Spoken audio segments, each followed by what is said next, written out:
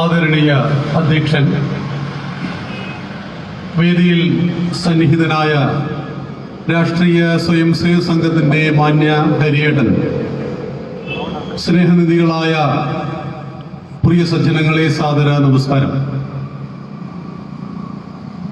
15 വർഷങ്ങൾ കഴിഞ്ഞു നമ്മുടെ അശ്വിനികുമാർ നമ്മെ വിട്ടുപിരിഞ്ഞിട്ട്.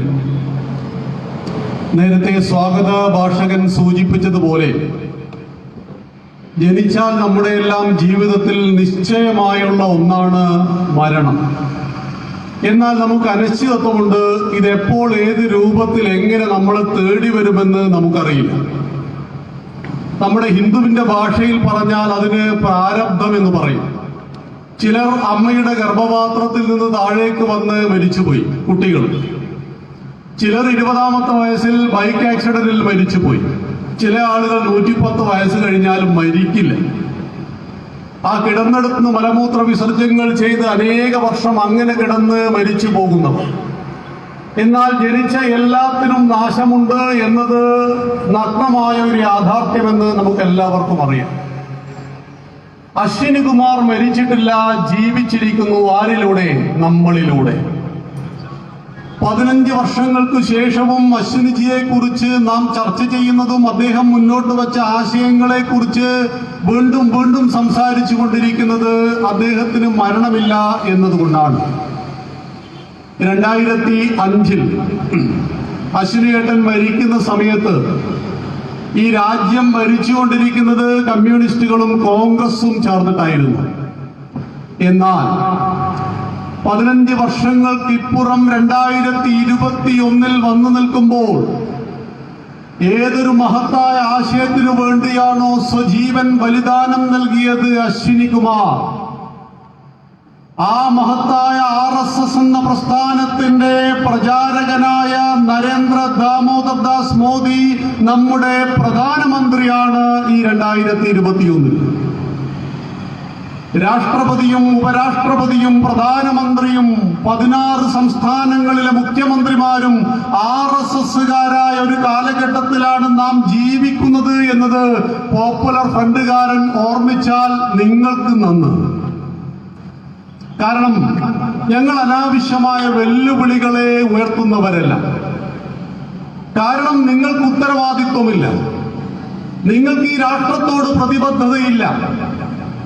എന്നാൽ ഈ രാഷ്ട്രം ഭരിക്കുന്ന ഈ രാഷ്ട്രത്തെ പരമമായ വൈഭവത്തിലെത്തിക്കുവാൻ വേണ്ടി ഹിമാലയം മുതൽ കന്യാകുമാരി വരെ, കച്ച് മുതൽ കാമരൂപം വരെയുള്ള ഈ ഭാരതത്തിന്റെ ഓരോ മണൽത്തരികൾക്കും സുപരിചിതമായ ഒരു സംഘടനയാണ് RSS. ആ RSSന് ഈ രാഷ്ട്രത്തോടും സമൂഹത്തോടും ഉത്തരവാദിത്വമുണ്ട്. ഇല്ല എന്ന് പറയുമ്പോൾ ധാരാളം കമ്മ്യൂണിസ്റ്റുകാരും ധാരാളം RSSകാരും പരസ്പരം മരിച്ചു വീണിട്ടുണ്ട്. ഞങ്ങൾ ആഗ്രഹിച്ചതല്ല. ഹിമാചൽ പ്രദേശ് തുടങ്ങിയ സംസ്ഥാനങ്ങളിൽ BJPക്കാരൻ ഒരു കോൺഗ്രസ്സുകാരനെയും കൊല്ലാറില്ല, കോൺഗ്രസ്സുകാരൻ BJPക്കാരനെയും കൊല്ലാറില്ല. ഇവിടെയെല്ലാം RSSനും BJPക്കും മൃഗീയ ഭൂരിപക്ഷമുണ്ട്. അവിടെയൊന്നും തന്നെ രാഷ്ട്രീയ പ്രതിയോഗികളെ ഇല്ലാതാക്കുന്ന ഒരു പ്രവർത്തനവും ഒരിടത്തും RSSോ BJPയോ നടത്താറില്ല. കണ്ണൂർ ജില്ലയിലെ RSSകാരന് ആയുധം കയ്യിലെടുക്കേണ്ടി വന്നത് രക്ഷയില്ലാത്തത് കൊണ്ടാണ്. എന്നും ചാകാൻ വിധിക്കപ്പെട്ടവനാണോ എന്ന ചോദ്യത്തിൽ നിന്നാണ് വാടിക്കൽ രാമകൃഷ്ണനിൽ തുടങ്ങിയതിനു ശേഷം ഞങ്ങൾക്ക് ആയുധമെടുക്കേണ്ടി വന്നത്. എന്നാൽ ഒരു ഭാഗ്യമെന്ന് പറയട്ടെ, 1-2 വർഷമായിട്ട് ഈ കണ്ണൂർ ജില്ല തികച്ചും സമാധാനപരമാണ്. ഞങ്ങൾ കോഴിക്കോട് ജില്ലക്കാരൊക്കെ വളരെ സന്തോഷിക്കുന്ന ഒരു കാര്യമാണത്. കാരണം സമാധാനം ഉണ്ടാവണം. ഇത് മാമാങ്കത്തിന്റെ കാലഘട്ടമല്ല, ഇത് തമ്മിലടിയുടെ കാലഘട്ടമല്ല. മറിച്ച് നിങ്ങളുടെ കയ്യിൽ നല്ല ആശയമുണ്ടോ, ഈ ആശയത്തിനനുസരിച്ച് ലോകം ചിന്തിച്ചു കൊണ്ടിരിക്കുന്ന ഒരു കാലഘട്ടത്തിലാണ് നമ്മൾ ജീവിക്കുന്നത്. അതുകൊണ്ടാണ് 25 വർഷക്കാലം കമ്മ്യൂണിസ്റ്റുകാരന് ഇടതടവില്ലാതെ ഭരിച്ച ത്രിപുര ഒരു സുപ്രഭാതത്തിൽ BJP പിടിച്ചുകൊണ്ടുപോയത്. 35 വർഷക്കാലം ഭരിച്ച പശ്ചിമ ബംഗാൾ 200 സീറ്റുമായിട്ട് BJP ഭരിക്കുമെന്ന് അമിത്ഷാ പറയുന്നുവെങ്കിൽ പറഞ്ഞത് ചെയ്യുന്നവരാണ് അമിത്ഷാ. അഥവാ ചെയ്യാൻ പറ്റുന്നത് മാത്രം പറയുന്നവരാണ് അമിത്ഷാ. അതുകൊണ്ട് അത് ചെയ്തിരിക്കും. ആ അമിത്ഷാ കേരളത്തെയും നോട്ടമിട്ടിട്ടുണ്ട്. 2026 ആകുമ്പോഴേക്കും കേരളത്തെ ഭരിക്കുവാൻ ആവശ്യമായ ഭൂരിപക്ഷം BJP ഒരുക്കേണ്ടതുണ്ട് എന്ന നിർദ്ദേശം നൽകിയിട്ടുണ്ട്. അതിന്റെ ശുഭലക്ഷണങ്ങളെല്ലാം BJPയുടെ ഈ ഒരു യാത്രയിലും വരുന്ന തിരഞ്ഞെടുപ്പിലും നമുക്ക് കാണുവാനും സാധ്യമാണ് എന്നറിയുക. ഈ പുന്നാട് ഈ വാർഡിനെ കുറിച്ച് നേരത്തെ എന്റെ കൂടെ ഉണ്ടായിരുന്ന സഹപ്രവർത്തകർ പറഞ്ഞു, ലീഗും SDPIയും തമ്മിൽ 24 വോട്ടിന്റെ ഗ്യാപ്പേ ഉള്ളൂ. ലീഗാണ് വിജയിച്ചത്, SDPI 2ാം സ്ഥാനത്തുണ്ട് എന്ന്. മുസ്ലിങ്ങളെല്ലാം ഭീകരവാദികളാണോ? ഒരിക്കലുമല്ല. മുഴുവൻ മുസ്ലിങ്ങളെയും RSS ശത്രുവായി കാണുന്നുണ്ടോ? ഒരാളെയും RSS ശത്രുവായി കാണുന്നില്ല. അടൽ ബിഹാരി വാജ്പേയി എന്ന RSSന്റെ പ്രചാരകനോട് ഈ മണ്ണിന്റെ രാഷ്ട്രപതി ആരാകണമെന്ന് ചോദിച്ചപ്പോൾ കൊടുത്ത മറുപടി APJ അബ്ദുൽ കലാം എന്ന മുസ്ലിമിന്റെ പേരായിരുന്നു കൊടുത്തത്. APJ അബ്ദുൽ കലാമിനെ രാഷ്ട്രപതിയാക്കുവാൻ RSSന് ബുദ്ധിമുട്ടൊന്നും ഉണ്ടായിട്ടില്ല. പക്ഷേ RSS ആരുടെ ശത്രുവാണ്? ഈ രാഷ്ട്രത്തിന്റെ ശത്രുക്കളെല്ലാം RSSന്റെ ശത്രുക്കളാണ്. ഈ രാഷ്ട്രത്തിന്റെ മിത്രങ്ങളെല്ലാം RSSന്റെ മിത്രങ്ങളാണ് എന്നറിയണം. ഈ പുന്നാട് ടൗണിൽ എന്റെ പ്രസംഗം ശ്രവിക്കുന്ന സർവ്വസാധാരണക്കാരായ ഇസ്ലാമിക സമൂഹത്തോട് ചിന്തിക്കുവാൻ വേണ്ടി ചില കാര്യങ്ങൾ പറയുവാൻ മാത്രം ഞാൻ ആഗ്രഹിക്കുന്നു. അതിലൊന്ന്, നിങ്ങളോടെല്ലാവരോടും BJPയിൽ മെമ്പർഷിപ്പ് എടുക്കുവാൻ പറയുന്നു സംസ്ഥാന പ്രസിഡന്റും അഖിലേന്ത്യാ പ്രസിഡന്റും. കാരണം ലോകത്തിലെ ഏറ്റവും വലിയ രാഷ്ട്രീയ പാർട്ടി BJP ആണ്. 44 ലക്ഷം മുസ്ലിങ്ങളെ ഉൾക്കൊള്ളുന്ന പാർട്ടിയാണ് BJP. അത് ലീഗിനേക്കാൾ ഒരിരട്ടി സംഖ്യയാണ് അത്. അപ്പൊ സ്വാഭാവികമായിട്ടും ചോദിക്കുന്ന ഒരു ചോദ്യമുണ്ട്, നിങ്ങൾ ഈ RSS മുസ്ലിങ്ങൾക്കും ക്രിസ്ത്യാനികൾക്കും കമ്മ്യൂണിസ്റ്റുകൾക്കും എതിരല്ലേ? നിങ്ങളുടെ വിചാരധാരയിൽ ഈ രാഷ്ട്രത്തിന്റെ ആഭ്യന്തര ഭീഷണികളായിട്ട് മുസ്ലിമിനെ, ക്രിസ്ത്യാനിയെയും കമ്മ്യൂണിസ്റ്റുകാരനെയും പറഞ്ഞിട്ടില്ലേ? നിങ്ങൾ വിചാരധാര വായിച്ചിട്ടുണ്ടോ? നിങ്ങൾ വിചാരധാര കണ്ടിട്ടുണ്ടോ? ഒരിക്കലും ഉണ്ടാവില്ല. RSS ഏത് മുസ്ലിമിനെയാണ് ഈ രാഷ്ട്രത്തിന്റെ ശത്രുവായി പറയുന്നത്? അതിവിടുത്തെ ഭീകരവാദികളെയാണ്. ഈ നാടിന്റെ ഉപ്പും ചോറും തിന്നിട്ട് ഈ നാടിനെതിരെ പ്രവർത്തിക്കുന്നവരെയാണ്. നിങ്ങളുടെ ഈ കണ്ണൂർ ജില്ലയിൽ നിന്നാണ് 4 ചെറുപ്പക്കാർ പാകിസ്ഥാനിലേക്ക് കടന്നത്. അവർ പാകിസ്ഥാനിൽ നിന്നും പരിശീലനം ലഭിച്ച് ഭീകരവാദികളായി തീർന്നു.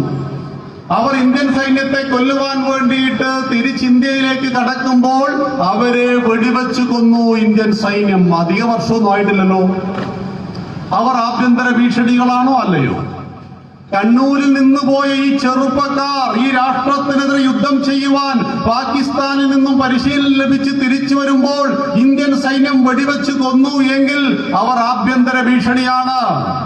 പക്ഷേ ഭാരതീയ ജനതാ പാർട്ടിയുടെ അഖിലേന്ത്യാ ഉപാധ്യക്ഷനാണ് അബ്ദുള്ള കുട്ടി, നിങ്ങളുടെ കണ്ണൂരുകാരനാ.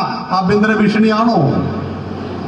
ഒരു മുസ്ലിം സ്ത്രീയെ കേന്ദ്ര മന്ത്രിയാക്കിയത് BJP നജ്മ ഹെപ്തുള്ള എന്ന മുസ്ലിം സ്ത്രീയെ എന്നറിയണം.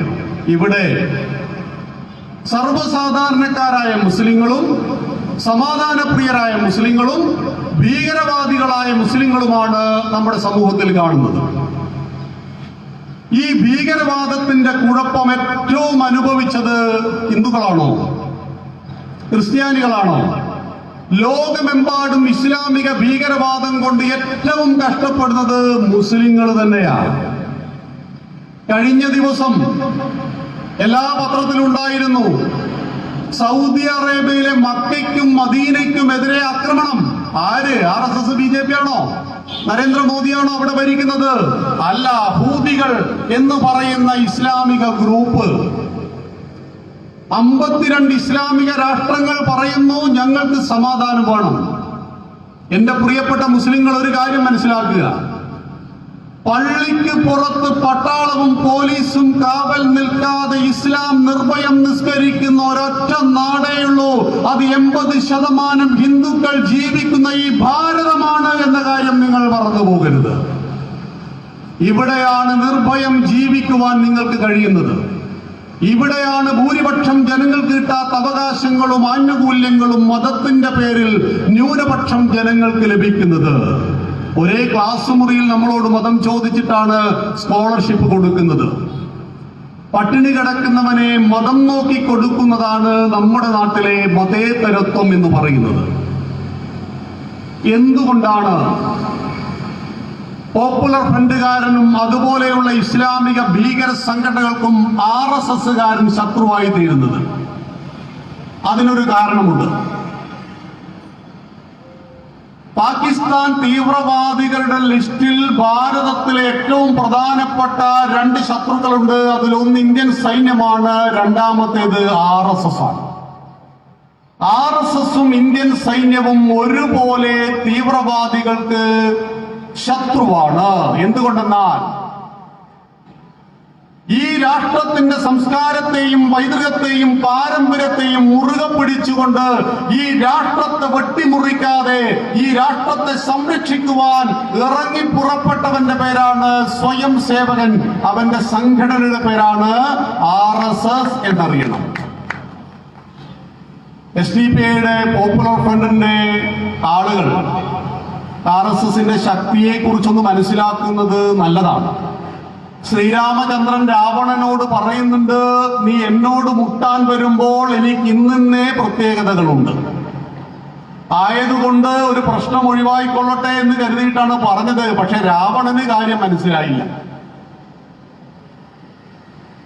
ലോകത്തിലെ 56 രാഷ്ട്രങ്ങളിൽ പ്രവർത്തനം വ്യാപിപ്പിച്ച ലോകത്തിലെ ഏറ്റവും വലിയ സാംസ്കാരിക സംഘടനയുടെ പേരാണ് RSS. 1925 നാഗപ്പൂരിലാണ് വിജയദശമി നാളിൽ RSS ഉണ്ടാകുന്നത്. ഈ RSSന്റെ കുടുംബത്തിൽ ഓരോരോ കാലഘട്ടത്തിൽ വ്യത്യസ്ത ആവശ്യങ്ങൾക്ക് വേണ്ടി ഓരോരോ സംഘടനകൾ ഉണ്ടായിട്ടുണ്ട്. അതിനെയാണ് നിങ്ങൾ സംഘപരിവാരം എന്ന് വിളിക്കുന്നത്. ഞങ്ങൾ സംഘവും വിവിധ ക്ഷേത്രവും എന്ന് പറയും. എന്താണ് സംഘപരിവാരം? 1949 RSSന്റെ കുടുംബത്തിലെ കുട്ടിയുടെ പേരാണ്, പിറന്ന കുട്ടിയുടെ പേരാണ് ABVP. ഭാരതത്തിലെ ഏറ്റവും വലിയ വിദ്യാർത്ഥി പ്രസ്ഥാനം ABVP ആണ് എന്നറിയണം. 1950 ഉണ്ടായ രാഷ്ട്രീയ പാർട്ടിയാണ് ഭാരതീയ ജനസംഘം. അതാണ് 11,60,00,000 അംഗങ്ങളുള്ള ഭാരതത്തിലെ ലോകത്തിലെ ഏറ്റവും വലിയ രാഷ്ട്രീയ പാർട്ടി. RSSന്റെ കുടുംബത്തിലെ BJP ആണ് എന്ന് അറിഞ്ഞിരിക്കണം. 1955 RSSന്റെ കുടുംബത്തിൽ മറ്റൊരു സന്തതി പിറന്നു. അവരുടെ പേരാണ് ഭാരതീയ മസ്ദൂർ സംഘം അഥവാ BMS. 1,90,00,000 അംഗങ്ങളുള്ള ഭാരതത്തിലെ ഏറ്റവും വലിയ തൊഴിലാളി പ്രസ്ഥാനം RSSന്റെ തൊഴിലാളി മുഖമായ BMS ആണ് എന്ന് മനസ്സിലാക്കുന്നത് നന്ന്. 1964 ഞങ്ങളുടെ കുടുംബത്തിൽ മറ്റൊരു സംഘടന പിറന്നു. അതാണ് VHP, വിശ്വ ഹിന്ദു പരിഷത്ത്. ലോകത്തിലെ 100-ൽ പരം രാജ്യങ്ങളിൽ ഹിന്ദുക്കൾക്കിടയിൽ പ്രവർത്തിച്ചു കൊണ്ടിരിക്കുന്ന ആ VHPയുടെ യുവജന വിഭാഗത്തിന്റെ പേരാണ് ബജ്റംഗ് ദൾ എന്നുകൂടി അറിഞ്ഞാൽ നന്ന്. 1989 ഞങ്ങളുടെ കുടുംബത്തിൽ മറ്റൊരു പ്രസ്ഥാനമുണ്ടായി. അതാണ് സേവാഭാരതി.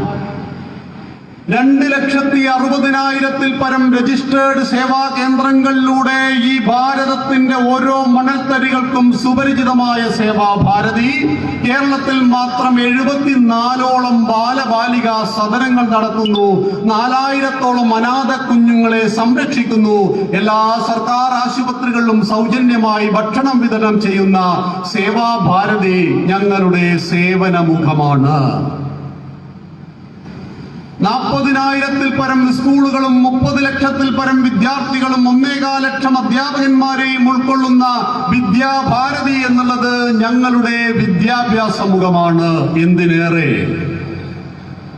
ഏഷ്യ വൻകരയിലെ ഏറ്റവും വലിയ കുഞ്ഞുങ്ങളുടെ സംഘടനയായ ബാലഗോകുലം വരെ ചെറുതും വലുതുമായ 100 ചില്ലാൻ പ്രസ്ഥാനങ്ങളുടെ സമന്വിത രൂപത്തിന്റെ പേരാണ് സംഘപരിവാരം. പ്രത്യക്ഷമായും പരോക്ഷമായും 18.5 കോടിയിൽ പരം ജനങ്ങൾ പ്രവർത്തിക്കുന്ന ലോകത്തിലെ ഏറ്റവും വലിയ സാംസ്കാരിക കൂട്ടായ്മയുടെ പേരാണ് സംഘപരിവാർ. നിങ്ങളുടെ കയ്യിലുള്ള കുറച്ച് മലപ്പുറം കത്തികൊണ്ട് RSSനെ ഇല്ലാതാക്കാൻ പരിശ്രമിക്കും ശ്രമിക്കുന്നത് മലവെള്ളപ്പാച്ചലിനെ മുറം കൊണ്ട് തടുക്കുന്നതിന് തുല്യമാണ് എന്നറിയണം. ഇത് വെല്ലുവിളിയല്ല, ഇത് യാഥാർത്ഥ്യമാണ്. ഞങ്ങൾ എന്ത് എന്ന് നിങ്ങളോട് പറഞ്ഞു തരേണ്ടത് ഞങ്ങളുടെ കടമയാണ്. ഇവിടെ സർവ്വസാധാരണക്കാരായ മുസ്ലിങ്ങൾ RSSനെ ഭയത്തോടുകൂടി നോക്കുന്നു. ഞാൻ ഓർക്കുകയാണ്, 2014 നരേന്ദ്രമോദിയെ BJP പ്രധാനമന്ത്രി സ്ഥാനാർത്ഥിയായി പ്രഖ്യാപിച്ചു. അന്ന് പോപ്പുലർ ഫ്രണ്ടുകാരന്റെ പോസ്റ്റർ ഞങ്ങളുടെ എല്ലാം നാട്ടിലെ സകല ഇലക്ട്രിക് പോസ്റ്റിന്റെ മുകളിലുണ്ടായിരുന്നു. ഇത് നരേന്ദ്രനല്ല, നരാധമനാണ്. ഒരു പോസ്റ്റർ മൾട്ടി കളറാണ്. ഗുജറാത്തിൽ നിറഗർഭിണിയായ മുസ്ലിം സ്ത്രീയുടെ വയറ്റിൽ ശൂലം കുത്തിക്കയറ്റിയവനാണ് മോദി. ഇവർക്കൊപ്പം കമ്മ്യൂണിസ്റ്റുകാരും കോൺഗ്രസുകാരും ഉണ്ടായിരുന്നു, ഒരു പറ്റം സാഹിത്യകാരന്മാരുണ്ടായിരുന്നു. അങ്ങനെയാണ് ജ്ഞാനപീഠം അവാർഡ് ജേതാവ് UR അനന്തമൂർത്തി പറഞ്ഞത്, നരേന്ദ്രമോദി പ്രധാനമന്ത്രിയാകുന്ന ദിവസം ഞാൻ പാകിസ്ഥാനിൽ പോകും. അദ്ദേഹത്തിന് മറ്റൊരു രാജ്യം ഇഷ്ടപ്പെട്ടില്ല. നരേന്ദ്രമോദി പ്രധാനമന്ത്രിയായാൽ ഞാൻ പാകിസ്ഥാനിൽ പോകും. ഇതായിരുന്നു UR അനന്തമൂർത്തി പറഞ്ഞത്. 2014 ഈ രാജ്യത്തിന്റെ പൊതു തിരഞ്ഞെടുപ്പിന്റെ റിസൾട്ട് വന്നത് 2014 മെയ് 16 രാവിലെ 8 മണിയോടുകൂടി നമ്മൾ TV ഓൺ ചെയ്തു. 8 മണിക്ക് വോട്ടെണ്ണല്ലോ. 8:30 ആയപ്പോ BJP മേലെയാണ്. സമയം 10 മണിയായി, BJP വീണ്ടും മേലെയാണ്. സമയം 12 മണിയായപ്പോൾ ഏഷ്യാനെറ്റിലെ വിനു വളരെ സങ്കടത്തോടുകൂടി പറയുന്ന ഒരു വാക്ക് ഇപ്പോഴും ഞാൻ ഓർമ്മിക്കുക. അദ്ദേഹം പറയുക, 1984 രാജീവ് ഗാന്ധി 404 സീറ്റ് മേടിച്ചതിന് ശേഷം 30 വർഷങ്ങൾക്ക് ശേഷം ഇതാ ഒരു കക്ഷി രാജ്യം ഭരിക്കുവാൻ 272 സീറ്റുകൾ മാത്രം വേണ്ടിടത്ത് 282 സീറ്റുകളുമായിട്ട് ഭാരതത്തിന്റെ അധികാരം തനിച്ചു പിടിച്ചിരിക്കുന്നു. ആരാണ്? RSSന്റെ പ്രചാരകനായ നരേന്ദ്ര ദാമോദർ ദാസ് മോദി എന്ന്. മോദിയുടെ സത്യപ്രതിജ്ഞയായിരുന്നു 2014 മെയ് 26. പാകിസ്ഥാൻ പ്രസിഡന്റ് വരെ വന്നു. സാർക്ക് രാജ്യങ്ങളിലെ മുഴുവൻ തലവന്മാരും പങ്കെടുത്തു. നരേന്ദ്രമോദി ഇന്ത്യയുടെ പ്രധാനമന്ത്രിയായി സത്യപ്രതിജ്ഞ ചെയ്തു. ഗുജറാത്തിന്റെ മുഖ്യമന്ത്രി പദത്തിൽ നിന്നും ഭാരതത്തിന്റെ പ്രധാനമന്ത്രി പദത്തിലേക്ക് അദ്ദേഹം വന്നപ്പോൾ ഇവിടുത്തെ ഇസ്ലാമിക തീവ്രവാദികളും ക്രൈസ്തവ മതപരിവർത്തന ലോബികളും കമ്മ്യൂണിസ്റ്റുകളും രാഷ്ട്രവിരുദ്ധരുമെല്ലാം ഒറ്റക്കെട്ടായി പ്രതിഷേധിച്ചു. മോഡി വന്നാൽ വെള്ളിയാഴ്ച ഉണ്ടാവില്ല എന്തായിരുന്നു പറഞ്ഞത്. മോഡി വന്നാൽ ബാങ്ക് കൊടുക്കാൻ പറ്റില്ല, മോദി വന്നാൽ പോത്തിറച്ചി കഴിക്കാൻ പറ്റില്ല, മോദി വന്നാൽ മുസ്ലിങ്ങൾ പാകിസ്ഥാനിൽ പോകേണ്ടി വരും. ഇതൊക്കെയായിരുന്നു വന്നത്. മോദി ഒന്നാമതും വന്നു, ഒന്നാമത് പോയിട്ട് രണ്ടാമതും വന്നു. പൊന്നാട് ഏതെങ്കിലും ഒരു മുസ്ലിമിന് പാകിസ്ഥാനിൽ പോകേണ്ടി വന്നു? കണ്ണൂർ ജില്ലയിൽ ഇപ്പൊ വെള്ളിയാഴ്ച ഇല്ലേ? നിങ്ങളിപ്പോ ബാങ്ക് കൊടുക്കുന്നുണ്ടോ? പോത്തിറച്ചിക്ക് എന്തെങ്കിലും ക്ഷാമമുണ്ടോ? ഒന്നുമില്ലല്ലോ. എവിടെയാണ് RSSനോടുള്ള വിരോധം? എന്ത് തെറ്റാണ് RSS ഇവിടുത്തെ മുസ്ലിങ്ങളോട് ചെയ്തത്? നിങ്ങൾക്കൊരു തെളിവ് പോലും കാണിക്കാൻ സാധ്യമല്ല. പക്ഷേ നിങ്ങളോട് ഇവിടുത്തെ കമ്മ്യൂണിസ്റ്റുകാരനും SDPക്കാരനും ലീഗുകാരനും കോൺഗ്രസുകാരനും പറഞ്ഞു തരുന്നു, ഇത് മുസ്ലിങ്ങളുടെ ശത്രുവാണ്, ഞങ്ങൾക്ക് ആരോടും ശത്രുതയില്ല. കാരണം 4 തരത്തിലുള്ള ഹിന്ദുക്കളാണ് ഇവിടെ ഉള്ളത്. 4 തരത്തിലുള്ള ഹിന്ദു.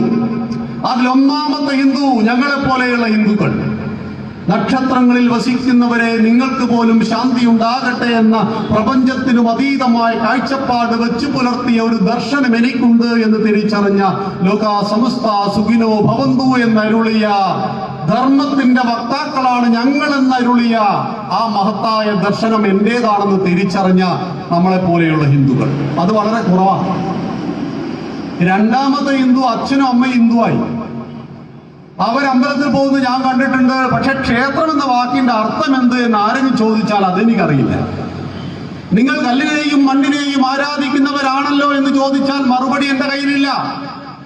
ഞങ്ങൾ ഏകദൈവ വിശ്വാസികളാണ്, നിങ്ങൾ ബഹുദൈവ വിശ്വാസികളാണെന്ന് പറയുമ്പോൾ ദൈവം എന്ത്, ഈശ്വരൻ എന്ത്, ബഹുദൈവം എന്ത്, ഏകമാകുന്ന ഈശ്വരൻ ഏത് എന്ന് പറഞ്ഞു കൊടുക്കുവാൻ എനിക്കറിയില്ല.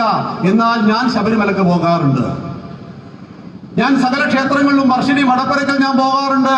പക്ഷേ എനിക്ക് എന്താണ് ഇതിന്റെ യുക്തിയും ശാസ്ത്രവും എന്നറിയില്ല. അതാണ് രണ്ടാമത്തെ ഹിന്ദു, അതാണ് കൂടുതലുള്ളത്.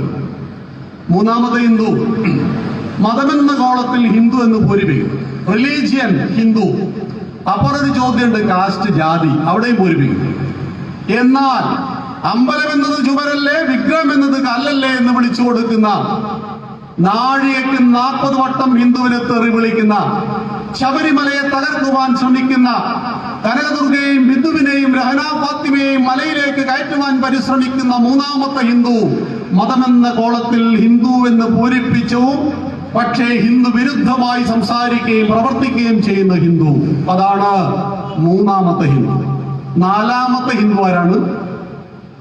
ഞങ്ങൾ ഹിന്ദുക്കളെയല്ല, ഞങ്ങൾ മുസ്ലിങ്ങളാണ്, ഞങ്ങൾ ക്രിസ്ത്യാനികളാണ് എന്ന് പറയുന്നത്. പ്രിയമുള്ളവരെ, എന്റെ പ്രസംഗം ശ്രവിക്കുന്ന, മതഭ്രാന്ത് തലക്ക് പിടിച്ചിട്ടില്ലാത്ത, ബുദ്ധിയോടുകൂടി കാര്യങ്ങളെ വിചിന്തനം ചെയ്യുവാൻ കഴിവുള്ള സംസ്കാര സമ്പന്നരായ മുസ്ലിം സഹോദരങ്ങൾ ഉണ്ടെങ്കിൽ ചിന്തിക്കുക. 1000 വർഷം മുമ്പ് മാലിക് ദീനും കൂട്ടരും ഇസ്ലാം മതവുമായി ഭാരതത്തിലേക്ക് വരുമ്പോ കഷായത്തിനെടുക്കാൻ ഒരു മുസൽമാൻ ഈ മണ്ണിൽ ഉണ്ടായിരുന്നില്ല. ഇന്ന് RSSകാരനെ കൊല്ലാൻ നടക്കുന്ന SDPക്കാരന്റെ 10 തലമുറ പുറകിലേക്ക് പോവുക. ബാപ്പായുടെ ബാപ്പായുടെ ബാപ്പായുടെ ബാപ്പായുടെ ബാപ്പയിൽ ചെന്നാൽ അത് രാമനും കൃഷ്ണനും യശോദയും നാരായണിയും ഒക്കെ ആയിരിക്കും എന്ന കാര്യം മറന്നു പോകരുത്. 1000 വർഷം മുമ്പ് ഇസ്ലാം ഇവിടെ ഇല്ല ഭാരതത്തിൽ. 1300 വർഷം മുമ്പ് ഒരു ക്രിസ്ത്യാനിയും ഈ ഭാരതത്തിലേക്കില്ല. പുറത്തു നിന്ന് വന്ന മതങ്ങൾ ഇസ്ലാം, ക്രിസ്ത്യാനി, ജൂത, പാഴ്സി, ഇതൊന്നും ഇന്ത്യയിൽ ഉണ്ടായില്ല, ഒക്കെ പുറത്തുനിന്ന് വന്നവരാണ്. ഈ മതങ്ങൾക്കൊരു കുഴപ്പമുണ്ട്. അടിസ്ഥാനപരമായിട്ട് ഈ കൊലപാതകത്തിന്റെ കാരണം നമ്മൾ തേടണം. എന്താണ് മതങ്ങളുടെ കുഴപ്പം? പ്രിയമുള്ളവരെ, 400 വർഷക്കാലം നീണ്ടുനിന്ന 27 ചെറുതും വലുതുമായ കുരിശ് യുദ്ധം ഉണ്ടായിരുന്നു. ഇതിൽ 26 യുദ്ധവും മുസ്ലിമും ക്രിസ്ത്യാനിയും തമ്മിലായിരുന്നു. ഒരു യുദ്ധം ക്രിസ്ത്യാനിയിലെ 2 ഗ്രൂപ്പുകളും തമ്മിലായിരുന്നു. എന്താണ് ക്രിസ്ത്യാനിയും മുസ്ലിമും തമ്മിലുള്ള അഭിപ്രായ വ്യത്യാസം? എന്താണ് മുസ്ലിങ്ങൾക്ക് ജൂതന്മാരോട് ഇത്തിരി വെറുപ്പ്? ഏറ്റവും കൂടുതൽ മുസ്ലിങ്ങൾ വെറുക്കുന്നത് ജൂതന്മാരെയാണ്, പിന്നെ വിഗ്രഹാരാധകരെയാണ്, ഈ തീവ്രവാദികൾ. എന്തുകൊണ്ടാണ് ഇങ്ങനെ വെറുപ്പുണ്ടാകുന്നത്? ജൂതന്മാര് പറഞ്ഞു, അന്ത്യപ്രവാചകൻ മോസസ് ആണ്.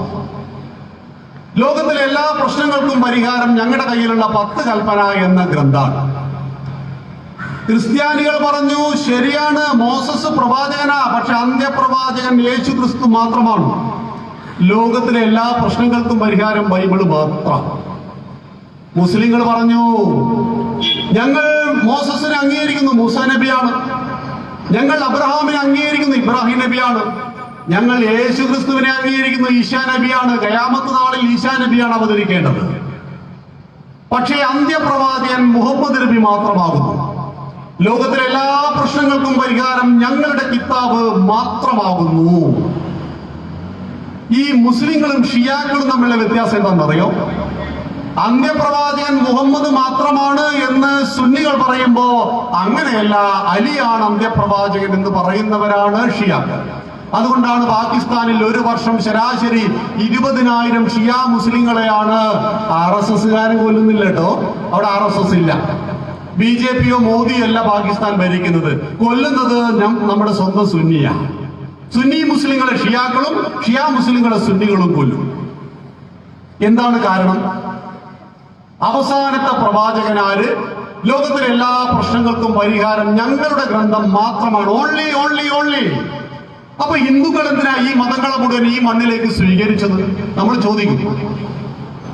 നമ്മുടെ അശ്വിനികുമാറിനെ വെട്ടിക്കൊല്ലുവാൻ ഇവർക്കുണ്ടായത് ഇവരുടെ മതമാണ് എങ്കിൽ ആ മതത്തെ എന്തിന് ഭാരതം സ്വീകരിച്ചു?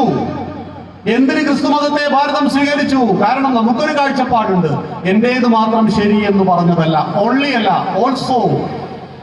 എന്റേതും ശരിയാണ്, നിന്റേതും ശരിയാണ്. ആകാശാൽ പതിതം തോയം യഥാഗച്ഛതി സാഗരം സർവദേവ നമസ്കാരം കേശവം പ്രതിഗച്ഛതി. വിണ്ണിൽ നിന്നും മണ്ണിലേക്ക് പതിക്കുന്ന കോടാനുകോടി മഴത്തുള്ളികൾ എങ്ങനെ അരുവിയിലൂടെ നദിയിലൂടെ ഒഴുകി ഏകമാകുന്ന സാഗരത്തിൽ എത്തിച്ചേരുന്നുവോ, അതുപോലെ ഏത് ഭക്തൻ ഏതേത് രൂപത്തിൽ എന്നെ ആരാധിച്ചാലും ഒടുവിൽ അവൻ ഏകമാകുന്ന ഈശ്വരനിൽ വന്നു ചേരുന്നു. അതുകൊണ്ട് 33 കോടി ദൈവങ്ങളെ ആരാധിച്ച ഹിന്ദു അവന്റെ മണ്ണിലേക്ക് ഒരു അല്ലാഹുവിനെയും യഹോവയെ കൂടി ക്ഷണിക്കുവാൻ യാതൊരു ബുദ്ധിമുട്ടും കാണിച്ചില്ല. ഏതെങ്കിലും ഒരു ഗ്രന്ഥത്തെ കെട്ടിപ്പിടിച്ച് അതിന്റെ അപ്പുറോ ഇപ്പുറോ ഒന്നുമില്ല എന്ന് പറഞ്ഞവരല്ല നമ്മള്. ഹിന്ദുക്കളുടെ അടിസ്ഥാന ഗ്രന്ഥം വേദം, ഗ്രന്ഥരൂപത്തിൽ 4 എണ്ണം, അതിന്റെ ഉപവേദം 6 വേദാംഗങ്ങൾ, 18 പുരാണങ്ങൾ, ഉപനിഷത്തുകൾ, ഇതിഹാസങ്ങൾ, ഭഗവത്ഗീതയടക്കം അനേകായിരം ഗ്രന്ഥങ്ങളാൽ സമ്പുഷ്ടമാക്കപ്പെട്ട ഹൈന്ദവ ദാർശനിക ഗ്രന്ഥശേഖരത്തിലേക്ക് ഒരു ഖുറാനും ബൈബിളും വെക്കാൻ നമുക്കൊരു ബുദ്ധിമുട്ടും തോന്നിയിട്ടില്ല. കാരണം എന്റേത് മാത്രം ശരിയെന്ന് പറഞ്ഞിട്ടില്ല. എന്റേത് മാത്രം ശരിയെന്ന് പറയുന്നത് മതങ്ങൾ, എന്റേതും നിന്റേതും ശരിയെന്ന് പറയുന്നത് നമ്മൾ ഹിന്ദുക്കൾ അഥവാ ഹിന്ദുധർമ്മം. നമ്മൾ എല്ലാ മതങ്ങളെയും സ്വീകരിച്ചു. മാലിക് ദീനും കൂട്ടരും ഇസ്ലാം മതവുമായി ഭാരതത്തിലേക്ക് വന്നപ്പോ നമ്മൾ സ്വീകരിച്ചു, അവർക്ക് പള്ളി ഉണ്ടായി കൊടുത്തു. 300 വർഷം പഴക്കമുള്ള സകല മുസ്ലിം പള്ളികളും ക്രൈസ്തവ ചർച്ചുകളും ഹിന്ദുക്കൾ ദാനം നൽകിയ ഭൂമിയിൽ ഉണ്ടാക്കപ്പെട്ടതല്ല എന്ന് പറയാൻ ഈ നാട്ടിലെ ചിന്താശേഷിയുള്ള ഒരു മുസ്ലിമിനോ ക്രിസ്ത്യാനിക്കോ സാധ്യമല്ല. നിങ്ങളറിയോ, സാമൂതിരിയുടെ കാലത്ത് വെള്ളിയാഴ്ച ജനിക്കുന്ന ഹിന്ദു കുട്ടിയെ മുസ്ലിമാക്കാൻ ഓർഡർ ഇട്ടു. വെള്ളിയാഴ്ച ഹിന്ദു സ്ത്രീ പ്രസവിച്ചാൽ ആ കുട്ടി മുസ്ലിമാക്കി വളർത്തണം. ഇങ്ങനെയൊക്കെ ഉണ്ടായിരുന്നു നമ്മുടെ നാട്ടിൽ. അങ്ങനെ ഈ മതങ്ങൾ നമുക്കൊപ്പം നമ്മളുടെ കൂടെ വളർന്നു. പക്ഷേ വളർന്ന് വികസിച്ചപ്പോൾ അവർ ഭൂരിപക്ഷം വന്ന സ്ഥലങ്ങളിൽ അവർ ആ മതത്തിന്റെ തനിസ്വരൂപം കാണിക്കാൻ തുടങ്ങി. അതായത് എന്റേത് മാത്രമാണ് ശരി, നിന്റേത് തെറ്റാണ്. നമുക്ക് ഖുർആൻ അറിയില്ല, കാരണം അറബിയിലാണ് ഖുർആൻ ഉണ്ടായത്. അറബിയിൽ ഉണ്ടാക്കപ്പെട്ട ഒരു ഗ്രന്ഥത്തിൽ എന്ത് പറഞ്ഞു എന്ന് ആധികാരികമായി പറയുവാൻ ഞാൻ ആളല്ല. കാരണം ഓരോ ഭാഷയ്ക്കും അതിൻ്റെതായ പ്രത്യേകതകളുണ്ട്. ഇപ്പൊ കമ്മ്യൂണിസ്റ്റ് പാർട്ടിയുടെ ഒരു നേതാവ് പറഞ്ഞു, നമ്മുടെ ബീഫഷ് നടക്കുന്ന സമയത്താണ്, യാജ്ഞവൽക്യ സ്മൃതിയുടെ 5-ാമത്തെ അധ്യായത്തിലെ 9-ാമത്തെ ശ്ലോകം പറയുന്നു, സന്യാസിമാരുടെ ഇഷ്ടഭക്ഷണം മാംസമാണ് എന്ന്. സത്യത്തിൽ യാജ്ഞവൽക്യ സ്മൃതിയൊന്നും ഹിന്ദുക്കൾ കണ്ടിട്ടില്ല. പെട്ടെന്ന് നമുക്കിതിന് മറുപടി പറയാൻ പറ്റില്ലല്ലോ. അങ്ങനെ യാജ്ഞവൽക്യ സ്മൃതി തേടിപ്പിടിച്ച് നോക്കുമ്പോ ഇതിന് 3 അധ്യായമേ ഉള്ളൂ. അതിലാണ് മൂപ്പർ 5-ാമത്തെ അധ്യായത്തിൽ 9-ാമത്തെ ശ്ലോകം കണ്ടത്. ഇപ്പൊ സന്യാസിമാരുടെ ഇഷ്ടഭക്ഷണം മാംസമാണ്, ഒരു സംശയമില്ല. പക്ഷെ ഈ മാംസം എന്ന സംസ്കൃത വാക്കിന്റെ അർത്ഥം എന്താ? പഴങ്ങളുടെ മൃദുലമായ ഭാഗം എന്നാണ്. ഒരു മാങ്ങയുടെ മാംസളമായ ഭാഗം എന്ന് പറഞ്ഞാൽ ആ മാങ്ങയിലടങ്ങിയ പോത്തിറച്ചി എന്നാണോ? അല്ല. ഋഷഭം എന്ന വാക്കിന് കാള എന്ന അർത്ഥമുണ്ട്. പക്ഷേ ഋഷഭത്തിന്റെ 1-ാമത്തെ അർത്ഥം സോമരസം എന്നാണ്, ഔഷധക്കൂട്ടാണ്. കർക്കിടക മാസത്തിൽ മരുമകൾ എവിടെ പോയി എന്ന് ചോദിച്ചാൽ അമ്മായിയമ്മ പറയും, മരുന്ന് കഴിക്കാൻ പോയി. ഔഷധക്കൂട്ടാണത്. യാഗത്തിൽ അജത്തെ അർപ്പിക്കണമെന്ന് പറഞ്ഞു. അജം എന്ന വാക്കിന് ആടെന്ന് അർത്ഥമുണ്ട്. പക്ഷെ ഇവിടെ അർപ്പിക്കാൻ പറഞ്ഞത് അജം ജനിക്കാത്തതാണ്. 8 വർഷം പഴക്കമുള്ള മുളയ്ക്കാത്ത ധാന്യങ്ങൾ മാത്രമേ അഗ്നിക്ക് കൊടുക്കാവൂ എന്ന് പറഞ്ഞവരാ. അതുകൊണ്ട് തന്നെ സംസ്കൃതം അറിയാത്തവന്മാര് സംസ്കൃതത്തിലുള്ള ഹിന്ദുവിന്റെ ഗ്രന്ഥങ്ങളെ പരിശോധിച്ചാൽ ഇങ്ങനെ വിഡ്ഢിത്തങ്ങൾ ധാരാളമുണ്ട്. ഇതുപോലെ അറബി അറിയാത്ത നമ്മള് അറബിയിൽ ഉണ്ടാക്കപ്പെട്ട ഒരു ഗ്രന്ഥത്തെ വിലയിരുത്തിയാൽ നമുക്കതിന് മറുപടി പറയാൻ പറ്റുമോ? പറ്റില്ല. പക്ഷേ ഇസ്ലാമിൽ പ്രബലമായ ഒരു വിഭാഗമാണ് മുജാഹിദുകൾ. മുജാഹിദുകൾ കുറെ ഗ്രൂപ്പുണ്ട്. അതിൽ വിശുദ്ധം എന്ന് പറയുന്ന മുജാഹിദ് ബാലുശ്ശേരിയുടെ ഗ്രൂപ്പ് ഞങ്ങളുടെ നാട്ടിൽ ഒരു പ്രഭാഷണ പരിപാടി നടത്തി. ഈ പ്രഭാഷണ പരിപാടി മുസ്ലിങ്ങളെ ഉദ്ദേശിച്ചിട്ടുള്ള ഹിന്ദുക്കളെ മുസ്ലിമിനെ പരിചയപ്പെടുത്തുക. നല്ലതാണ്, കുഴപ്പമൊന്നുമില്ല. നമ്മളെ വിളിച്ചുകൊണ്ട് പോയിട്ട് ഇസ്ലാം ഇതാണ് എന്നൊരു ഇസ്ലാമിക പണ്ഡിതൻ പറഞ്ഞാൽ നമ്മൾ കേട്ടുകൊടുക്കും, ഒരു കുഴപ്പമില്ല. അങ്ങനെ അദ്ദേഹം രാവിലെ 4 മണിക്ക് 5 മണിയോടുകൂടി ആ നാട്ടിൽ ഒരു പുസ്തകവും ഒരു CD-യും വിതരണം ചെയ്തു. ആ പുസ്തകം എന്റെ വീട്ടിലും കിട്ടി. പുലർച്ചെ 6 മണിയോടുകൂടി, രാവിലെ 6 മണിയോടുകൂടി ആ പുസ്തകം ഞാൻ കൊണ്ടുവന്നിട്ടുണ്ട്. എന്റെ പ്രിയമുള്ളവരെ, ഞങ്ങൾക്ക് ഖുർആൻ അറിയില്ല, ഞങ്ങൾ അറബി പഠിച്ചിട്ടില്ല. പക്ഷെ ഞങ്ങളുടെ വീട്ടിൽ മുജാഹിദ് ബാലുശ്ശേരി കൊണ്ടുതന്ന ഈ ബുക്കിൽ ആർക്കെല്ലാം നരകം കിട്ടുമെന്ന് പറയുന്നുണ്ട്. അതിന്റെ 36-ാമത്തെ പേജിൽ നമുക്കൊന്ന് പരിശോധിക്കാം.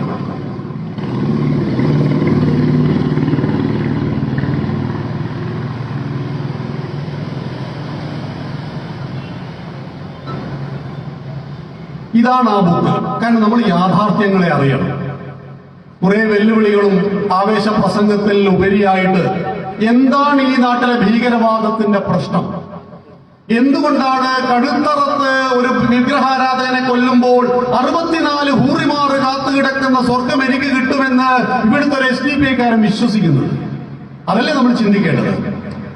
രക്തത്തിന്റെ ദൂഷ്യം കൊണ്ട് തൊലിയുടെ പുറത്ത് ചൊറിയുണ്ടായാൽ ചികിത്സിക്കേണ്ടത് ചൊറിയല്ല, രക്തത്തെയാണ്. ഇവിടെ മതത്തിന്റെ ഭീകരവാദം എവിടെ നിന്ന് തുടങ്ങുന്നു എന്ന് പരിശോധിക്കേണ്ടത് മതങ്ങളുടെ തത്വചിന്തയിൽ നിന്നാണ്. ഇതിന്റെ 36-ാമത്തെ പേജിലാണ് പറയുന്നത് ആർക്കെല്ലാം നരകം കിട്ടുമെന്ന് പറയുന്നു. അതിൽ 1-ാമത്തേത് പറയുന്നത് അള്ളാഹുവിൽ പങ്കു ചേർക്കുന്നവർക്ക്, അതായത് അള്ളാഹു എന്നല്ലാതെ നിങ്ങൾക്ക് ദൈവത്തിന് മറ്റൊരു പേരും വിളിക്കരുത്. മടപ്പരക്കൽ മുത്തപ്പ എന്ന് വിളിക്കാവോ? പറ്റില്ല. ബ്രഹ്മാവെ എന്ന് വിളിക്കാവോ? പറ്റില്ല. തീർന്നില്ല. കുറെ ആളുകൾക്ക് നരകം കിട്ടും. എല്ലാം വിസ്തരിക്കാൻ സമയമില്ല. അതിൽ പറയുന്നു രൂപമുണ്ടാക്കുന്നവർക്ക് നരകം, വിഗ്രഹാരാധകന് നരകം. നോക്കൂ, ഹിന്ദുക്കളും മുസ്ലിങ്ങളും ക്രിസ്ത്യാനികളുമെല്ലാം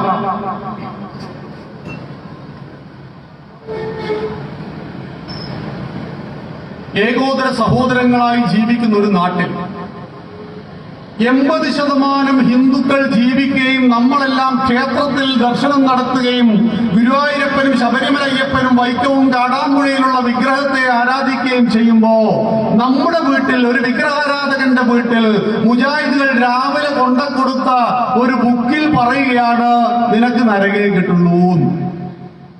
വിഗ്രഹാരാധകന്, ദൈവത്തിന് രൂപമുണ്ടാക്കുന്നവർക്ക് നരകം. അപ്പൊ മഹാത്മാഗാന്ധിക്ക് സ്വർഗം കിട്ടുമോ? ഇല്ല. എത്ര നല്ലവനായ ഹിന്ദുവിനും ഈ പുസ്തകത്തിൽ പറഞ്ഞത് പ്രകാരം, ഇത് ഖുറാനിൽ ഉണ്ടോ എന്ന് എനിക്കറിയില്ല, കാരണം ഞാൻ ഖുറാൻ പഠിച്ചിട്ടില്ല, അത് അറബിയാണ്. പക്ഷേ വിശുദ്ധം എന്ന ഗ്രൂപ്പ് ഞങ്ങളുടെ വീട്ടിൽ കൊണ്ടെത്തുന്ന ഈ ബുക്ക് പ്രകാരം മഹാത്മാഗാന്ധിക്ക് സ്വർഗമില്ല. കാരണം മഹാത്മാഗാന്ധി ശ്രീരാമചന്ദ്രന്റെ ഏറ്റവും വലിയ ആരാധകനാണ്. മഹാത്മാഗാന്ധി വിഗ്രഹാരാധകനാണ്. തീർന്നില്ല. ഈ വിശ്വാസപ്രകാരം സാക്ഷാൽ കോടിയേരി ബാലകൃഷ്ണന് സ്വർഗം കിട്ടുമോ? കിട്ടില്ല. സ്വർണം ധരിക്കുന്ന പുരുഷന് നരകം. സ്വർണം ധരിക്കുന്ന പുരുഷന് നരകം. നോക്കൂ, ബഹുസ്വര സമൂഹം ജീവിക്കുന്ന നാട്ടിൽ വിഗ്രഹാരാധകനും സ്വർണം ധരിക്കുന്നവനും നരകമെന്ന് പറയുന്ന തത്വചിന്ത തിരുത്തപ്പെടേണ്ടതാണോ അല്ലയോ? മാറ്റത്തിന് വിധേയമാക്കേണ്ടതാണോ അല്ലയോ? 1000 വർഷം മുമ്പ് ഏതെങ്കിലും ഒരു സാഹചര്യത്തിൽ അത്തരം ഫത്വകൾ ഉണ്ടായി എങ്കിൽ അത് ഈ 2021 പ്രായോഗികമാണോ അല്ലയോ? ആലോചിച്ച് നോക്കൂ നിങ്ങൾ. എവിടെയാണ് മതങ്ങൾ സംഘർഷഭരിതങ്ങളായി തീരുന്നത്? എന്റേത് മാത്രം ശരി എന്ന് പറയുന്നു. ഭാരതം എന്ത് പറഞ്ഞു? ശ്രേയാത് സ്വധർമ്മോ വിഗുണ പരധർമാത് സ്വനിഷ്ഠിതാൻ സ്വധർമ്മേ നിധനം ശ്രേയം പരധർമ്മോ ഭയാവഹ. നിനക്ക് ശ്രേയസ്സുണ്ടാക്കുന്നത് നിന്റെ ധർമ്മമാണ്. നിന്റെ ധർമ്മത്തിൽ എന്തെങ്കിലും പോരായ്മയുണ്ടെങ്കിൽ അതിനെ പരിഹരിച്ച് നീ മുന്നോട്ട് പോകണം. അവരുടെ ധർമ്മത്തെ സ്വീകരിക്കരുത്. അതുകൊണ്ട് ഹിന്ദു ഒരിക്കലും മതം മാറാൻ പാടില്ല.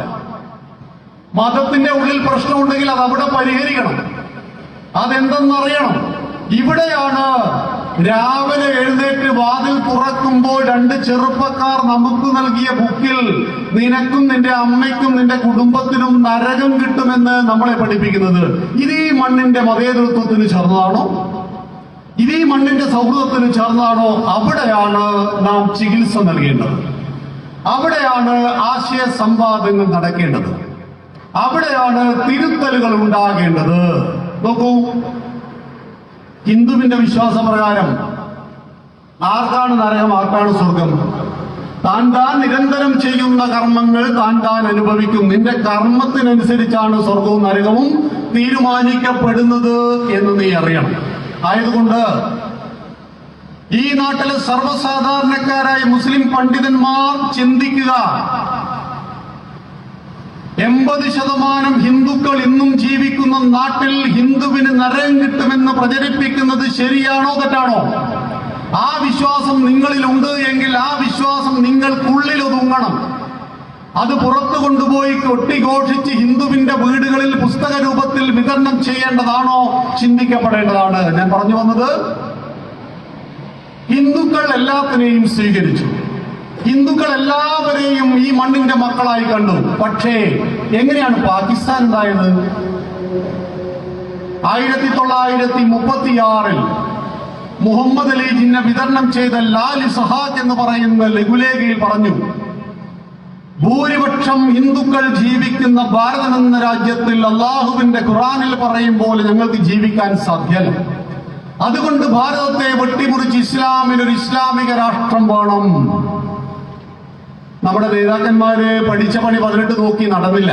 1947 ആഗസ്റ്റ് 14 അർദ്ധരാത്രി ഭാരതമാതാവിന്റെ 1/3 ഭാഗം മതത്തിന്റെ പേരിൽ വെട്ടിമുറിച്ചുകൊണ്ട് ഇസ്ലാമിക പാകിസ്ഥാനും മതേതര ഇന്ത്യയും രൂപപ്പെട്ടു എന്നത് പച്ചയായ ഒരു യാഥാർത്ഥ്യമാണ്. നമുക്കറിയാം എന്തായിരുന്നു കാരണം.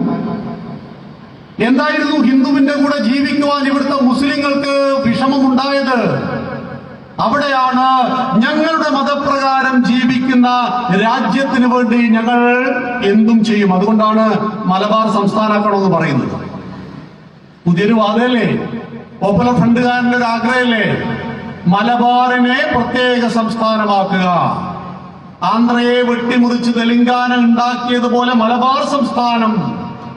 പക്ഷേ മുകളിൽ മോദിയുണ്ട്, തൊട്ട് താഴെ അമിത്ഷായുമുണ്ട് എന്ന കാര്യം നിങ്ങൾ മറക്കാതിരിക്കുന്നത് നല്ലത്.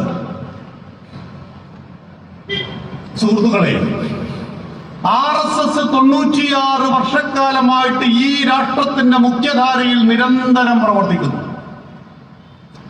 RSS എവിടെ നിൽക്കുന്നു എന്നത് ഞാൻ നേരത്തെ സൂചിപ്പിച്ചു. അവിടെ RSSനെ ചൂണ്ടിക്കാണിച്ചിട്ടാണ് കമ്മ്യൂണിസ്റ്റ് പാർട്ടി ഇവിടെ ഭരണം പിടിക്കുന്നത്. ഇപ്പൊ ഭരണം പിടിക്കുന്നത് അങ്ങനെയാണ്. ഇപ്പൊ 2019 കമ്മ്യൂണിസ്റ്റ് പാർട്ടിക്ക് 1 സീറ്റേ കിട്ടിയുള്ളൂ കേരളത്തിൽ, ഒറ്റ സീറ്റ്. UDFന് കോൺഗ്രസിന് 19 സീറ്റാണ്.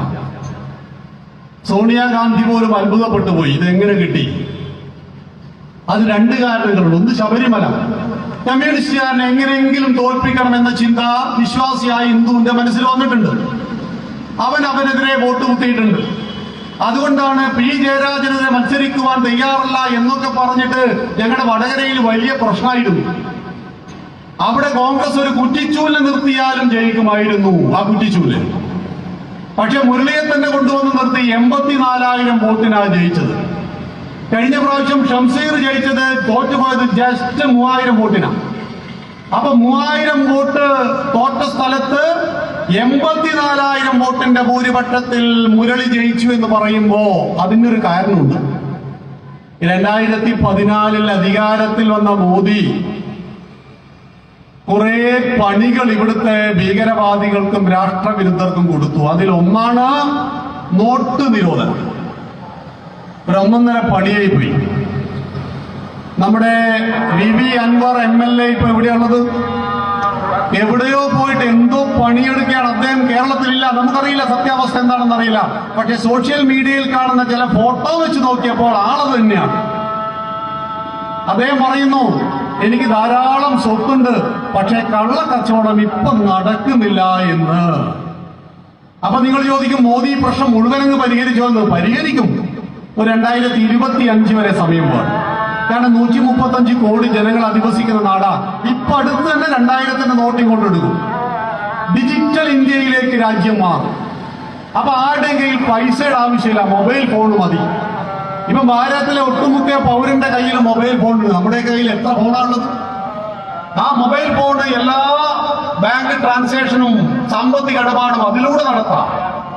എല്ലാ ബില്ലുകളും അങ്ങനെ ചെയ്യാം.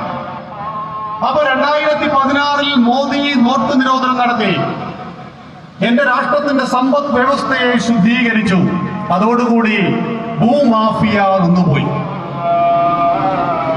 രാഷ്ട്രവിരുദ്ധ പ്രവർത്തനങ്ങൾ നടത്തിയ ജമ്മു കാശ്മീരിലെ 370 വകുപ്പ് 2ാം മോദി സർക്കാർ എടുത്തു കളഞ്ഞു. ഇന്ന് കാശ്മീർ ഒരു സാധാരണ സംസ്ഥാനം. സൈനികനെ കല്ലെറിയുവാൻ ഒരൊറ്റൊരുത്തിനും ധൈര്യമില്ല. അവിടെ ഒരു സന്തോഷ വാർത്തയുണ്ട്. കഴിഞ്ഞ 1 വർഷം കൊണ്ട് BJP-യിലേക്ക് വന്നു ചേർന്നത് ഏകദേശം 3 ലക്ഷത്തിൽ പരം മുസ്ലിങ്ങളാണ്. ആ 3 ലക്ഷത്തിൽ പരം മുസ്ലിങ്ങളിൽ നിന്ന് പാർട്ടിക്ക് പഞ്ചായത്ത് പ്രസിഡന്റുമാരും സെക്രട്ടറിമാരൊക്കെ ഉണ്ടാകാൻ തുടങ്ങി. കഴിഞ്ഞ 4 മാസത്തിനിടയിൽ ജമ്മു കാശ്മീരിൽ ഭീകരവാദികൾ കൊല ചെയ്ത BJP-യുടെ പഞ്ചായത്ത് കാര്യകർത്താക്കൾ 3 എണ്ണമാണ്. 3 മുസ്ലിങ്ങളാണ്. അതായത് ജമ്മു കാശ്മീർ സാധാരണ സംസ്ഥാനമായെന്ന് മാത്രമല്ല, അവിടുത്തെ മുസ്ലിങ്ങൾ BJP-യിലേക്ക് അടുത്തുകൊണ്ടിരിക്കുകയും ചെയ്യുമ്പോഴാണ് ഭീകരവാദികൾക്ക് ഏറ്റവും സപ്പോർട്ട് കിട്ടുന്ന ഒരു സംസ്ഥാനമായിട്ട് നമ്മുടെ കേരളം മാറുന്നത്.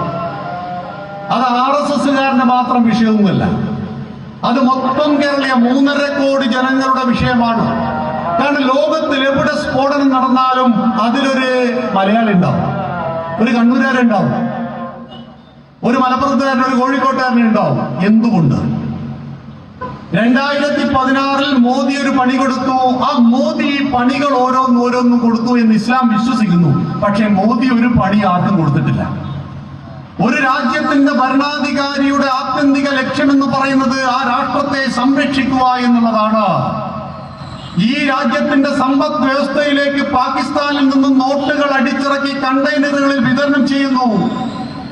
ഒരു 2010 കാലഘട്ടത്തിൽ നിങ്ങളുടെ പുന്നാട് ടൗണിലെ ഏതെങ്കിലും ഒരു 10 സെന്റ് വിൽക്കാനുണ്ട് എന്ന് പറഞ്ഞാൽ ഏതൊക്കെയോ ബെൻസ് കാറിൽ ആള് വരും. ഉടമസ്ഥൻ 10 ലക്ഷം പറഞ്ഞാൽ കണിഞ്ഞ്, കാരണം ഇവർ 20 ലക്ഷത്തിന് ഇത് മേടിച്ചുകൊണ്ടു. കാരണം കൊടുക്കുന്നത് ഇന്ത്യൻ നോട്ടാണോ പാകിസ്ഥാൻ നോട്ടാണോ എന്ന് തിരിച്ചറിയാൻ പറ്റാത്ത വിധത്തിൽ കള്ളനോട്ടുകൾ കണ്ടെയ്നറുകളിൽ വന്നിരുന്നു. അത് പൂട്ടിക്കെട്ടി മോദി 2016 ഒരു നവംബർ മാസം 8-ാം തീയതി രാത്രി നമ്മൾ TV കണ്ടുകൊണ്ടിരിക്കെ പെട്ടെന്ന് മോദി നിസ്സാരമായിട്ട് പറഞ്ഞു, നാളെ രാവിലെ മുതൽ 500,000-ന്റെ നോട്ട് എടുക്കില്ല കേട്ടോ, നിങ്ങളുടെ കയ്യിലെ പൈസ കൊണ്ടുപോയിട്ട് ബാങ്കിൽ നിന്ന് മാറിക്കോളൂ, 2000 നോട്ട് അവിടുന്ന് തരും, 500 നോട്ടും തരും എന്ന് പറഞ്ഞു. ഇന്ത്യ കത്തും, ഇന്ത്യ പട്ടിണിയാവും. എന്തൊക്കെയായിരുന്നു നമ്മുടെ കമ്മ്യൂണിസ്റ്റുകാരനും കോൺഗ്രസ്സുകാരനും SDP-കാരനും ഒക്കെ പൊതുയോഗങ്ങൾ. എന്തെങ്കിലും നടന്നോ? ഒന്നും നടന്നില്ല. ഇന്ത്യ കത്തിയില്ല, ഇന്ത്യ പട്ടിണി കിടന്നില്ല. കാരണം 50 ദിവസം കൊണ്ട് ഇന്ത്യയെ പൂർവ്വസ്ഥിതിയിൽ എത്തിക്കുവാൻ കഴിയുന്ന ഇരട്ട നട്ടലും ഇരട്ട ചങ്കുമുള്ളവനാണ് പറഞ്ഞത്, അവനത് ചെയ്തിരിക്കും. അങ്ങനെ മോദി ധാരാളം പണി ഞങ്ങൾക്ക് തന്നുകൊണ്ടിരിക്കുന്നു എന്ന് തോന്നിയപ്പോഴാണ് 2019 മോദി വീണ്ടും വന്ന ഏക സിവിൽ കോഡും സാമ്പത്തിക സംവരണവും മുത്തലാഖ് നിരോധനവും ഒക്കെ വരും. പൗരത്വ ഭേദഗതി നിയമവും കാശ്മീരിന്റെ പ്രത്യേക പദവി എടുത്തുകളയലുമൊക്കെ RSS-ന്റെ അജണ്ടയാണ്. അത് പരസ്യ അജണ്ടയാണ്. നിങ്ങൾ ഈ രഹസ്യ അജണ്ട എന്ന് പറയണ്ട, പരസ്യമായ അജണ്ടയാണ്. ഇതൊക്കെ ഘട്ടം ഘട്ടമായി കൊണ്ടുവരുമെന്ന് പറഞ്ഞുകൊണ്ട് തന്നെയാണ് ഞങ്ങൾ അധികാരത്തിൽ വന്നത്. അധികാരത്തിൽ മോദി വരാതിരിക്കാൻ വേണ്ടിയിട്ട് ഇവിടുത്തെ മുസ്ലിങ്ങളിലെ ഒരു വിഭാഗം കോൺഗ്രസിന് അനുകൂലമായിട്ട് വോട്ട് ചെയ്തു. അങ്ങനെയാണ് കമ്മ്യൂണിസ്റ്റ് പാർട്ടി 8 പൂട്ടിയത്. ഹിന്ദുക്കളെയും വെറുപ്പിച്ചു. കേന്ദ്രത്തിൽ BJP-ക്കെതിരെ മുസ്ലിങ്ങളുടെ വോട്ടിനെ സമന്വയിപ്പിക്കുവാനും അവർക്ക് കഴിഞ്ഞു. കോൺഗ്രസിന് UDF അങ്ങനെയാണ് 19 സീറ്റ് കിട്ടിയത്. പക്ഷേ രാഹുൽ ഗാന്ധിക്ക് അറിയാം അമേഠിയിൽ എന്റെ നില വരുന്നില്ലാണ്. സ്മൃതി ഇറാനിയോട് തോക്കുമെന്നറിഞ്ഞപ്പോ ഉമ്മൻചാണ്ടിയെ വിളിച്ചു പറഞ്ഞതാണ്, ഒന്നെന്നെ രക്ഷിക്കൂ. ഉമ്മൻചാണ്ടി കുതന്ത്രശാലിയാണ്. അദ്ദേഹം പറഞ്ഞു, ദക്ഷിണ ഭാരതം പിടിക്കാൻ വേണ്ടിയിട്ട് രാഹുൽ ഗാന്ധിയെ വയനാട്ടിൽ മത്സരിപ്പിക്കാം. കേരളത്തിലെ പാവം കോൺഗ്രസ്സുകാർ വിചാരിച്ചത് നേടാൻ. ശരിയാണ്, നമ്മൾ 4 ലക്ഷം വോട്ടിന്റെ ഭൂരിപക്ഷത്തിൽ ഇയാളെ വിജയിപ്പിച്ചു. പക്ഷെ വിവരമുള്ള അമേഠിക്കാരൻ 52,000 വോട്ടിന് ഇയാളെ തോൽപ്പിച്ചു. മലയാളി നമ്മൾ ഉത്ബുദ്ധന്മാരല്ല, എന്താ നമ്മുടെ പേര്? ഉത്ബുദ്ധ മലയാളി. 2 സംഭവങ്ങൾ പറയാതിരിക്കാൻ വയ്യ. ഇന്ത്യൻ ജനാധിപത്യത്തെ കശാപ്പ് ചെയ്ത ഒരു ഭരണാധികാരിയെ നമുക്കുണ്ടായിട്ടുള്ളൂ. അത് 1975 ഇന്ദിരാഗാന്ധി അടിയന്തരാവസ്ഥയിലൂടെ. മാധ്യമങ്ങളെ പൂട്ടിക്കെട്ടി ആകാശവാണിയെയും ടിവിയെയും നിരോധിച്ചു, കോടതിയെ തന്റെ ഓർഡറിന്റെ കീഴിലാക്കിയ ആ ഇന്ദിരാഗാന്ധിയെ അടിയന്തരാവസ്ഥയ്ക്ക് ശേഷം തെരഞ്ഞെടുപ്പ് കഴിഞ്ഞപ്പോ റായ്ബറേലിയിലെ ഉത്തർപ്രദേശിലെ ജനങ്ങൾ തോൽപ്പിച്ചു. ഇന്ദിരാഗാന്ധിയുടെ പൊന്നോമന പുത്രനായ സഞ്ജയ് ഗാന്ധിയെ അമേഠിയിൽ തോൽപ്പിച്ചു. എന്നാൽ ഉത്ബുദ്ധ മലയാളി 20-ൽ 20 സീറ്റും കോൺഗ്രസിനുണ്ട്. നമ്മൾ ഉത്ബുദ്ധന്മാരാ. ഇന്ത്യൻ ജനാധിപത്യത്തെ കശാപ്പ് ചെയ്ത ഇന്ദിരയെയും സഞ്ജയിനെയും ഉത്തര ഭാരതത്തിൽ എന്താ ഇവിടുത്തെ കമ്മ്യൂണിസ്റ്റുകാർ പറയാ, കുളിക്കാത്ത വിവരമില്ലാത്തവന്മാരാണ് BJP തെരഞ്ഞെടുക്കുക ആണോ? ആ വിവരം കെട്ടവൻ, ആ കുളിക്കാത്തവൻ പകലന്തിയോളം പാടത്ത് പണിയെടുക്കുന്നോണ്ട് 3 നേരവും നമ്മൾ കഞ്ഞി കുടിച്ച് പോകുവാൻ കാരണക്കാരനായവൻ, അവന്റെ ജനാധിപത്യ ബോധം ഒന്ന് പരിശോധിക്കേ. സാക്ഷാൽ ഇന്ദിരാഗാന്ധി ദുർഗ എന്ന് വിശേഷിപ്പിക്കപ്പെട്ട 71-ൽ ദുർഗ എന്ന് വിശേഷിപ്പിക്കപ്പെട്ട ഇന്ദിരാഗാന്ധിയെ 77-ൽ അവര് തോൽപ്പിച്ചപ്പോ ഉത്ബുദ്ധ മലയാളി 20-ൽ 20 സീറ്റും കൊടുത്തത് ഇന്ദിരയ്ക്കായിരുന്നു. അങ്ങനെ ഒരു സംഭവമാണ് 2019-ൽ നമ്മള് രാഹുൽ ഗാന്ധിക്കും നൽകിയത്. 2019-ൽ നരേന്ദ്രമോദി പ്രധാനമന്ത്രി സ്ഥാനാർത്ഥിയായി വീണ്ടും BJP പ്രഖ്യാപിച്ചു. മോദിജി പറഞ്ഞു, ഭായിയോ ബഹനോ, എന്റെ സഹോദരി സഹോദരന്മാരെ, നിങ്ങൾക്ക് വേണ്ടി ഞാൻ ഒരുപാട് കാര്യങ്ങൾ ചെയ്യുവാൻ ആഗ്രഹിച്ചു, കുറേയൊക്കെ ഞാൻ ചെയ്തു. എല്ലാവർക്കും ഞാൻ ശൗചാലയം കൊടുത്തു, മതം നോക്കിയിട്ടില്ല. ഞാൻ എല്ലാവർക്കും ബാങ്ക് അക്കൗണ്ട് കൊടുത്തു, മതം നോക്കിയിട്ടില്ല. ഞാൻ എല്ലാ വീടുകളിലും ഗ്യാസ് കണക്ഷൻ കൊടുത്തു, മതം നോക്കിയിട്ടില്ല. ഞാൻ എല്ലാ 10 വയസ്സിന് ചുവട്ടിലുള്ള പെൺമക്കൾക്കും വേണ്ടി സുകന്യാ സമൃദ്ധി ഉണ്ടാക്കി, മതം നോക്കിയിട്ടില്ല. എല്ലാവർക്കും 5 ലക്ഷം രൂപയുടെ ഇൻഷുറൻസ് കൊടുത്തു, മതം ഞാൻ ചോദിച്ചിട്ടില്ല. എല്ലാ ഗ്രാമങ്ങളിലും ഞാൻ ഇലക്ട്രിസിറ്റി എത്തിച്ചു, മതം നോക്കിയിട്ടില്ല. ആ RSSനെയും BJPയെയാണ് നിങ്ങൾ വർഗീയവാദി എന്ന് വിളിക്കുക. മതം നോക്കി സ്കോളർഷിപ്പ് കൊടുക്കുന്ന, മതം നോക്കി സ്ഥാനാർത്ഥിത്വം കൊടുക്കാത്തതിന് തെരുവിലിറങ്ങുന്ന കേരളത്തിൽ നോക്കൂ, പൊന്നാനിയിൽ എന്താ സംഭവിച്ചത്? മതം നോക്കിയില്ല കമ്മ്യൂണിസ്റ്റ് പാർട്ടി. നിങ്ങളുടെ ഈ മതേതര നമ്പറൊന്നും മുസ്ലിങ്ങളുടെ കയ്യിൽ ചെലവാവില്ല. ഇതൊക്കെ പാവ ഹിന്ദുവിന്റെ തലയിലിട്ട് പ്രയോഗിക്കുക എന്നല്ലാതെ ഇതൊന്നും അവിടെ ചെലവാവില്ല. അവിടെ നന്ദകുമാർ പറ്റില്ല എന്ന് പറഞ്ഞാൽ എനിക്ക് ജയിപ്പിച്ചൊന്ന് കാണിക്ക് നോക്കാം. നമുക്ക് ഇവിടെ കുറ്റ്യാടിയിൽ വലിയ പ്രകടനം നടന്നുകൊണ്ടിരിക്കുക. കുഞ്ഞമ്മദ് കുട്ടി മാഷ് മതി. മതേതരത്വം എന്ന് പറയുന്നത് ഒരു 1 വേ ട്രാഫിക്കാ. അത് ഹിന്ദുവിന്റെ മാത്രം ബാധ്യതയാണ്. ഹിന്ദുവിന്റെ മാത്രം ബാധ്യത. ഞാൻ പറഞ്ഞു വന്നത് 2019-ൽ നരേന്ദ്രമോദി നമ്മളോട് പറഞ്ഞു, ഇതാ ഞാൻ വീണ്ടും നിങ്ങൾക്ക് മുന്നിൽ വോട്ട് ചോദിക്കാൻ വന്നിരിക്കുന്നു. എനിക്ക് 75 വയസ്സാകുന്നത് വരെ ഇന്ത്യ ഭരിക്കുവാൻ BJP തീരുമാനിച്ചിട്ടുണ്ട്. ഇപ്പൊ എനിക്ക് 69 വയസ്സായി.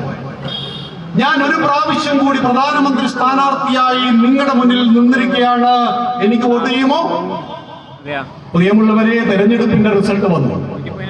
2014-ൽ ഭാരതത്തിലെ ജനങ്ങൾ മോദിജിയോട് പറഞ്ഞത്, പ്രിയപ്പെട്ട മോദിജി, അങ്ങ് പ്രധാനമന്ത്രി ആയതിന്റെ അനുഭവം ഞങ്ങൾക്കില്ല. പക്ഷേ ഗുജറാത്ത് മുഖ്യമന്ത്രി എന്ന നിലയിൽ ഗുജറാത്തിനെ ഇന്ത്യയിൽ നമ്പർ 1 സംസ്ഥാനമാക്കി നിങ്ങൾ മാറ്റിയിട്ടുണ്ട്. ആയതുകൊണ്ട് നിങ്ങൾ 5 വർഷം ഇന്ത്യ ഭരിച്ചോളൂ. അതുകൊണ്ട് 10 സീറ്റ് ഞങ്ങൾ ഇത് അധികം തരുന്നു. 282 2014 കൊടുത്തു. 5 വർഷക്കാലം ഒരഴിമതിയില്ലാതെ ഈ രാഷ്ട്രത്തിന്റെ ധീരതയും വീരതയും ലോകത്തിന് വിളംബരം ചെയ്ത ലോക ചക്രവർത്തി എന്ന് വിശേഷിപ്പിക്കപ്പെട്ട രീതിയിലേക്ക് വളർന്നു വന്ന മോദി 2019-ലെ തെരഞ്ഞെടുപ്പിന്റെ റിസൾട്ട് വന്നു നോക്കുമ്പോ ഈ രാജ്യം തനിച്ചു ഭരിക്കുവാൻ 272 സീറ്റ് മാത്രം വേണ്ടിടത്ത് BJPക്ക് ജനങ്ങൾ നൽകിയത് 303. NDAക്ക് 352. ഈ RSS പ്രചാരകനിൽ ഞങ്ങൾക്ക് വിശ്വാസമുണ്ട്. ഇദ്ദേഹത്തിന്റെ കൈകളിൽ ഈ രാഷ്ട്രം സുഭദ്രമാണ്. ഇദ്ദേഹം പ്രധാനമന്ത്രിയായിരിക്കുമ്പോൾ പാകിസ്ഥാന്റെ, ചൈനയുടെ ഒരു അഭ്യാസവും ഈ മണ്ണിൽ ചിലവാവില്ല. 1-ന് 10, 10-ന് 100 തിരിച്ചടിക്കുവാൻ കഴിയുന്ന RSSന്റെ പ്രചാരകനായ പ്രധാനമന്ത്രിയാണ് ഇദ്ദേഹം എന്ന ബോധ്യം ഭാരതത്തിന് വന്നപ്പോ 2019 BJPക്ക് 303, കോൺഗ്രസിന് 54, 19 സീറ്റ് കേരളത്തിൽ കിട്ടിയത് കൊണ്ടാണ് നമ്മുടെ CPM-ന് വെറും 3. കേരളത്തിലെ ആലപ്പുഴയിൽ 1, 2 സീറ്റ് സ്റ്റാലിന്റെ തോന്നിയാസം കൊണ്ട് അവിടെ കിട്ടി തമിഴ്നാട്ടിൽ. ഇവരാണ് ഡിവൈഎഫ്ഐയുടെ ഒരു പരസ്യം കണ്ടു, ഇന്ത്യയെ രക്ഷിക്കാൻ ഡിവൈഎഫ്ഐയിൽ അംഗാവും. നോക്കൂ, നമ്മുടെ നാട്ടിലെ ആളുകൾ പറയാറുണ്ട് പെട്ടി ഓട്ടോറിക്ഷ അതിനെതിരാണ് നാഷണൽ പെർമിറ്റ് എന്ന്.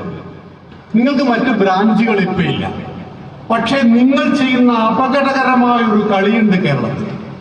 ഇസ്ലാമിക തീവ്രവാദത്തെ വളവും വെള്ളവും കൊടുത്ത് നിങ്ങൾ വളർത്തുകയാണ്. നിങ്ങൾ ശബരിമലയെ തകർക്കുവാൻ നിങ്ങൾ പരിശ്രമിക്കും. നിങ്ങൾക്ക് ഹിന്ദുവിനോട് പുച്ഛമാണ്. പക്ഷേ ക്രിസ്ത്യാനികൾ തമ്മിലടിച്ചിട്ട് 126 പള്ളിയാണ് കേരളത്തിൽ പൂട്ടിക്കിടക്കുന്നത്. ഒരൊറ്റടത്തിലും ഇടപെടാൻ പിണറായി വിജയന് ധൈര്യമുണ്ടോ? ഉണ്ടോ? ഹിന്ദുക്കളുടെ കാര്യം പറയാൻ സ്വരാജിന്റെ ഭാഷയിൽ പറഞ്ഞാൽ അയ്യപ്പന്റെ കല്യാണം കഴിഞ്ഞു. ആലോചിച്ചപ്പോൾ നിങ്ങൾ പറഞ്ഞതിന്റെ ആ ഒരു ഹിന്ദുവിന്റെ ആ വിഷമം എത്ര ഉണ്ടെന്നുള്ളത് ഒരു ഹിന്ദുവായ സ്വരാജ് മനസ്സിലാക്കണ്ടേ? ഹിന്ദുവായിട്ട് അഭിമാനിക്കണ്ട. 2018 വെള്ളപ്പൊക്കം വന്നിട്ട് ശബരിമലയിൽ ആർക്കും പോകാൻ പറ്റാത്തതുകൊണ്ട് അയ്യപ്പന്റെ കല്യാണം മാളികപ്പുറത്ത് അമ്മയുമായിട്ട് കഴിഞ്ഞു. എന്നാൽ എന്റെ നേതാവേ, മാളികപ്പുറത്ത് അമ്മയാണ് എന്തെങ്കിലും നീ ഒന്ന് കരുതണ്ടേ? അമ്മയല്ലേ? അയ്യപ്പൻ അമ്മയുടെ ഭാവത്തിൽ ദർശിച്ചു. അയ്യപ്പനോട് വിവാഹം കഴിക്കാൻ അഭ്യർത്ഥന നടത്തിയപ്പോ അയ്യപ്പൻ മാതൃസ്ഥാനം നൽകിക്കൊണ്ട് അവിടെ പ്രതിഷ്ഠിക്കുക ചെയ്തത്. ബാക്കിയൊക്കെ ചില കഥകൾ വന്നതാ. വിവേകാനന്ദ സ്വാമികൾ ചിക്കാഗോയിൽ അങ്ങനെ നിറഞ്ഞാടി. യൂറോപ്പ് മുഴുവൻ സ്വാമിജി സ്വാമിജി എന്ന വാക്ക് വന്നപ്പോ അതീവ സുന്ദരിയായ ഒരു സായിപ്പൻ യുവതി ഒരു ദിവസം വിവേകാനന്ദ സ്വാമികളെ തനിച്ചു കാണണം. എന്നിട്ട് പറഞ്ഞു, അങ്ങയെ പോലെ ഒരു കുഞ്ഞ് എനിക്ക് വേണം, അങ്ങനെയൊക്കെ ഒരു കുഞ്ഞിനെ സമ്മാനിക്കൂ എന്ന്. അപ്പൊ തന്നെ കാക്കലേക്ക് വീണു വിവേകാനന്ദ സ്വാമികൾ. അമ്മേ, എന്നെ കുഞ്ഞായി സ്വീകരിക്കൂ എന്ന് പറഞ്ഞു. ഇതാണ് ഭാരതത്തിന്റെ ഫിലോസഫി. ഇത് മനസ്സിലാക്കാൻ സ്വരാജിന് പറ്റിയില്ല.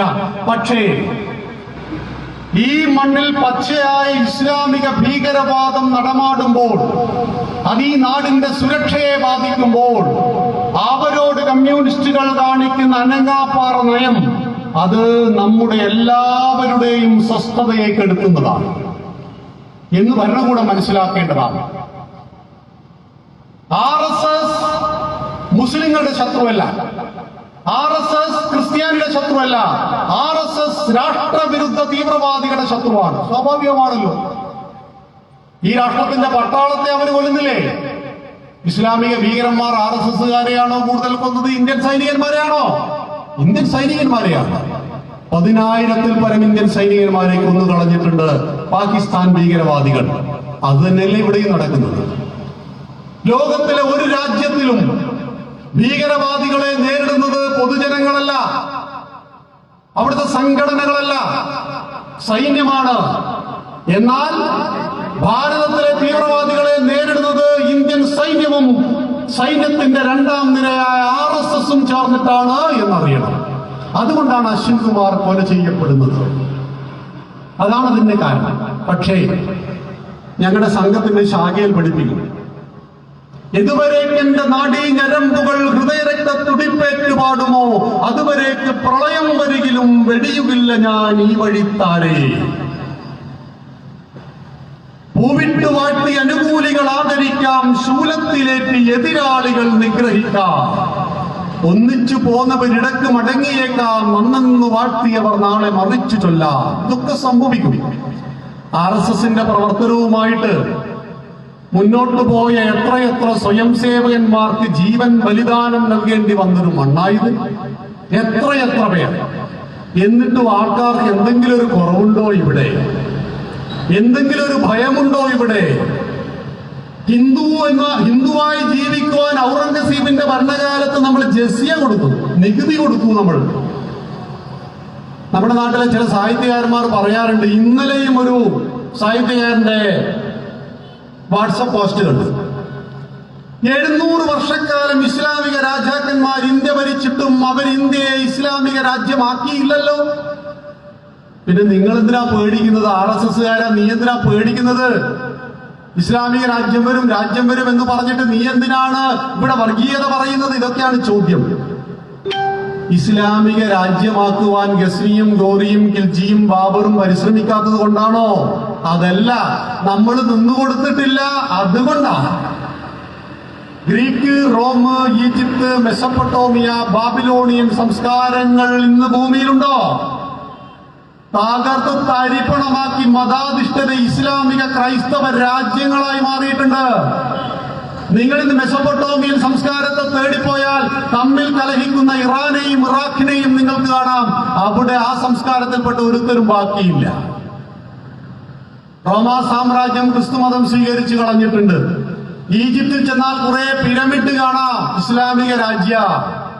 പക്ഷെ എന്തുകൊണ്ട് ഭാരതം ഇസ്ലാമിക രാജ്യമായില്ല? 2300 വർഷക്കാലത്ത് നിരന്തര വൈദേശിക ആക്രമണമുണ്ടായ മണ്ണായത്. BC 326 മാസിഡോണിയയിൽ അലക്സാണ്ടറിൽ തുടങ്ങി യവന്മാരും ശാകന്മാരും ഹൂണന്മാരും കുശാനന്മാരും ഹിന്ദുവിനെ ഇല്ലാതാക്കാൻ നോക്കി, ഹിന്ദു നിന്നുകൊടുത്തില്ല. AD 711 മുഹമ്മദ് ബിൻ കാസിമിൽ തുടങ്ങി ഇസ്ലാമിക ഭരണാധികാരികളുടെ പടയോട്ടം. ഗസ്നിയും ഗോറിയും ഖിൽജിയും തുഗ്ലക്കും ബാബറും ഹുബിയുടും ഷാജഹാനും ബഹദൂർ ഷാ രണ്ടാമൻ വരെ 1850 വരെ ഇസ്ലാമിക രാജാക്കന്മാരുടെ പടയോട്ടത്തെ ചെറുക്കുവാൻ വേണ്ടി മരിച്ച ഹിന്ദുക്കളുടെ എണ്ണം എത്രയാണെന്നറിയോ നിങ്ങള്? 40 ലക്ഷത്തിൽ പരം. 30,000-ൽ പരം ക്ഷേത്രങ്ങൾ തച്ചുടച്ചു കളഞ്ഞു. അയോധ്യയും കാശിയും മധുരയും പള്ളികളായി രൂപാന്തരപ്പെട്ടു. അയോധ്യ പരിഹരിക്കപ്പെട്ട വിഷയമാണ്. രാമക്ഷേത്രത്തിന്റെ കലക്ഷൻ കഴിഞ്ഞു. രാമക്ഷേത്രം 2025 വരാൻ പോകുന്നു.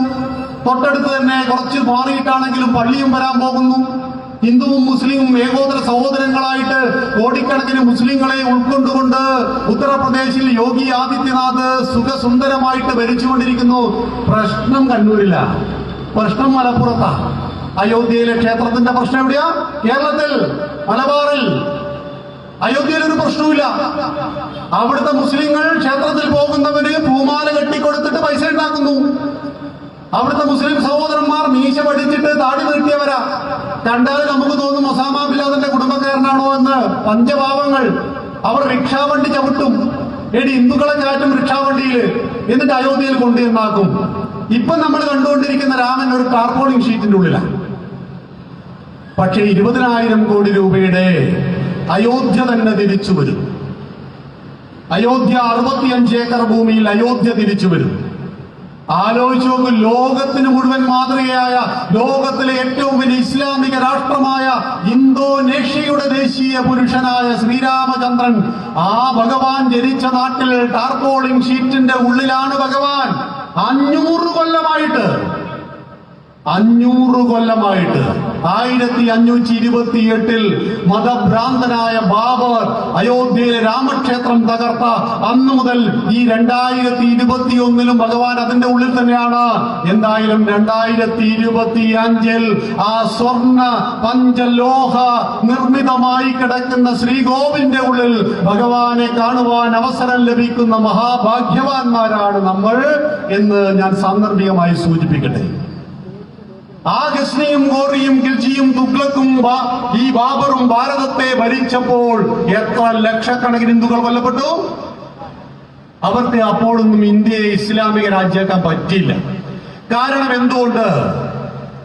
എപ്പോഴെപ്പോഴെല്ലാം ഈ മണ്ണിനെ തകർക്കുവാൻ ഏതെല്ലാം ശക്തികൾ വന്നുവോ അപ്പോഴെല്ലാം വീരപുരുഷ കേസരികൾ ഉയർത്തെഴുന്നേറ്റ മണ്ണാണ് ഈ ഭാരതം എന്ന് നാം അറിയണം. അലക്സാണ്ടർ വന്നപ്പോൾ എതിർക്കുവാൻ ഒരു പുരുഷോത്തമൻ ഉണ്ടായിരുന്നു. ഔറംഗസീബിനെതിരെ ഒരു വീര ശിവാജി ഉണ്ടായിരുന്നു. അക്ബർക്കെതിരെ ഒരു റാണ പ്രതാപൻ ഉണ്ടായിരുന്നു. ഗോറിക്കെതിരെ ഒരു പൃഥ്വിരാജ് ചൗഹാൻ ഉണ്ടായിരുന്നു. നിങ്ങൾ ഈ മണ്ണിനെ ഇസ്ലാമിക രാഷ്ട്രമാക്കാൻ നോക്കുമ്പോഴെല്ലാം ഈ മണ്ണിനെയും ഈ സംസ്കാരത്തെയും പാരമ്പര്യത്തെയും രക്ഷിക്കുവാൻ വീരപുരുഷ കേസരികൾ ഉയർത്തെഴുന്നേറ്റ മണ്ണിന്റെ പേരാണ് ഭാരതം. പിന്നീട് ഡച്ചുകാർ വന്നു. പോർച്ചുഗീസുകാർ വന്നു, തുർക്കികൾ വന്നു, അറബികൾ വന്നു. ക്രിസ്ത്യാനിയായ സായിപ്പ് 200 കൊല്ലം അവൻ പഠിച്ച 18 പണിയും നോക്കി ഇന്ത്യയെ ക്രൈസ്തവ രാഷ്ട്രമാക്കാൻ. ഈ 2021 മാർച്ച് 10-ാം തീയതി ഹിമാലയത്തിന്റെ മുകളിൽ കയറി നിന്ന് കന്യാകുമാരിയിലേക്ക് നോക്കിയിട്ട് ജയ് ശ്രീറാം പറഞ്ഞാൽ അത് ഏറ്റുവിളിക്കുവാൻ 100 കോടി ഹിന്ദുക്കൾ ഇന്നും ജീവിക്കുന്നതാണ് ഈ ഭാരതം എന്ന് പറയുവാൻ എനിക്ക് അഭിമാനമുണ്ട്. അതുകൊണ്ട് നിങ്ങൾ 4 തീവ്രവാദികൾ വിചാരിച്ചാലൊന്നും ഹിന്ദുവിനെ അങ്ങ് തകർക്കുവാനോ ഈ സംസ്കാരത്തെ നശിപ്പിക്കുവാനോ കഴിയില്ല. 700 കൊല്ലക്കാലം നിങ്ങളുടെ എല്ലാം പൂർവികന്മാരായ ബാബറും ഗസ്നിയും ഗോറിയും ഖിൽജിയും അക്ബറും ഒന്നും നോക്കിയിട്ട് നടക്കാത്തത് നരേന്ദ്രമോദി പ്രധാനമന്ത്രിയായ രാംനാഥ് കോവിന്ദ് രാഷ്ട്രപതിയായ ഒരു കാലഘട്ടത്തിൽ നടക്കുമോ എന്ന കാര്യം സംശയമാണ്. നിങ്ങൾക്ക് പ്രവർത്തിച്ചു നോക്കാം. പക്ഷേ ഈ മണ്ണിൽ ജീവിക്കുന്ന അത്ര സുഖം ഒരു മണ്ണിലും ഇസ്ലാമിന് ലഭിക്കില്ല എന്ന കാര്യം ചിന്താശേഷിയുള്ള മുസ്ലിങ്ങൾ മനസ്സിലാക്കിയപ്പോഴാണ് അബ്ദുള്ള കുട്ടിമാരുടെ ഒഴുക്ക് BJPയിലേക്ക് തുടർന്നുകൊണ്ടിരിക്കുന്നത്. ഇന്നലെ കൊൽക്കത്തയിൽ കത്തോലിക്കന്മാരുടെ ഏറ്റവും വലിയൊരു പള്ളിയിൽ അച്ഛൻ BJPയിൽ ചേർന്നു. പള്ളിയുടെ അച്ഛന്റെ കുപ്പായ എടുത്തു കളഞ്ഞു. ഞാൻ ഇനി മുതൽ BJPക്ക് വേണ്ടി പ്രവർത്തിക്കും. അദ്ദേഹത്തിന് കാര്യം മനസ്സിലായി. ഇവിടെ RSS ഉള്ളത് കൊണ്ട് എന്തു സംഭവിക്കുന്നു? സർവ്വസാധാരണ ഹിന്ദുക്കൾ മനസ്സിലാക്കണം. നമ്മളോട് RSSനെ കുറിച്ച് വിരോധങ്ങൾ സൃഷ്ടിക്കുമ്പോ ഈ മണ്ണിലെ മുസ്ലിങ്ങളും ക്രിസ്ത്യാനികളും RSSന്റെ ലക്ഷ്യമെന്ത്, മാർഗമെന്ത് എന്ന് സൂചിപ്പിച്ച് ഞാൻ എന്റെ വാക്കുകൾ അവസാനിപ്പിക്കാം.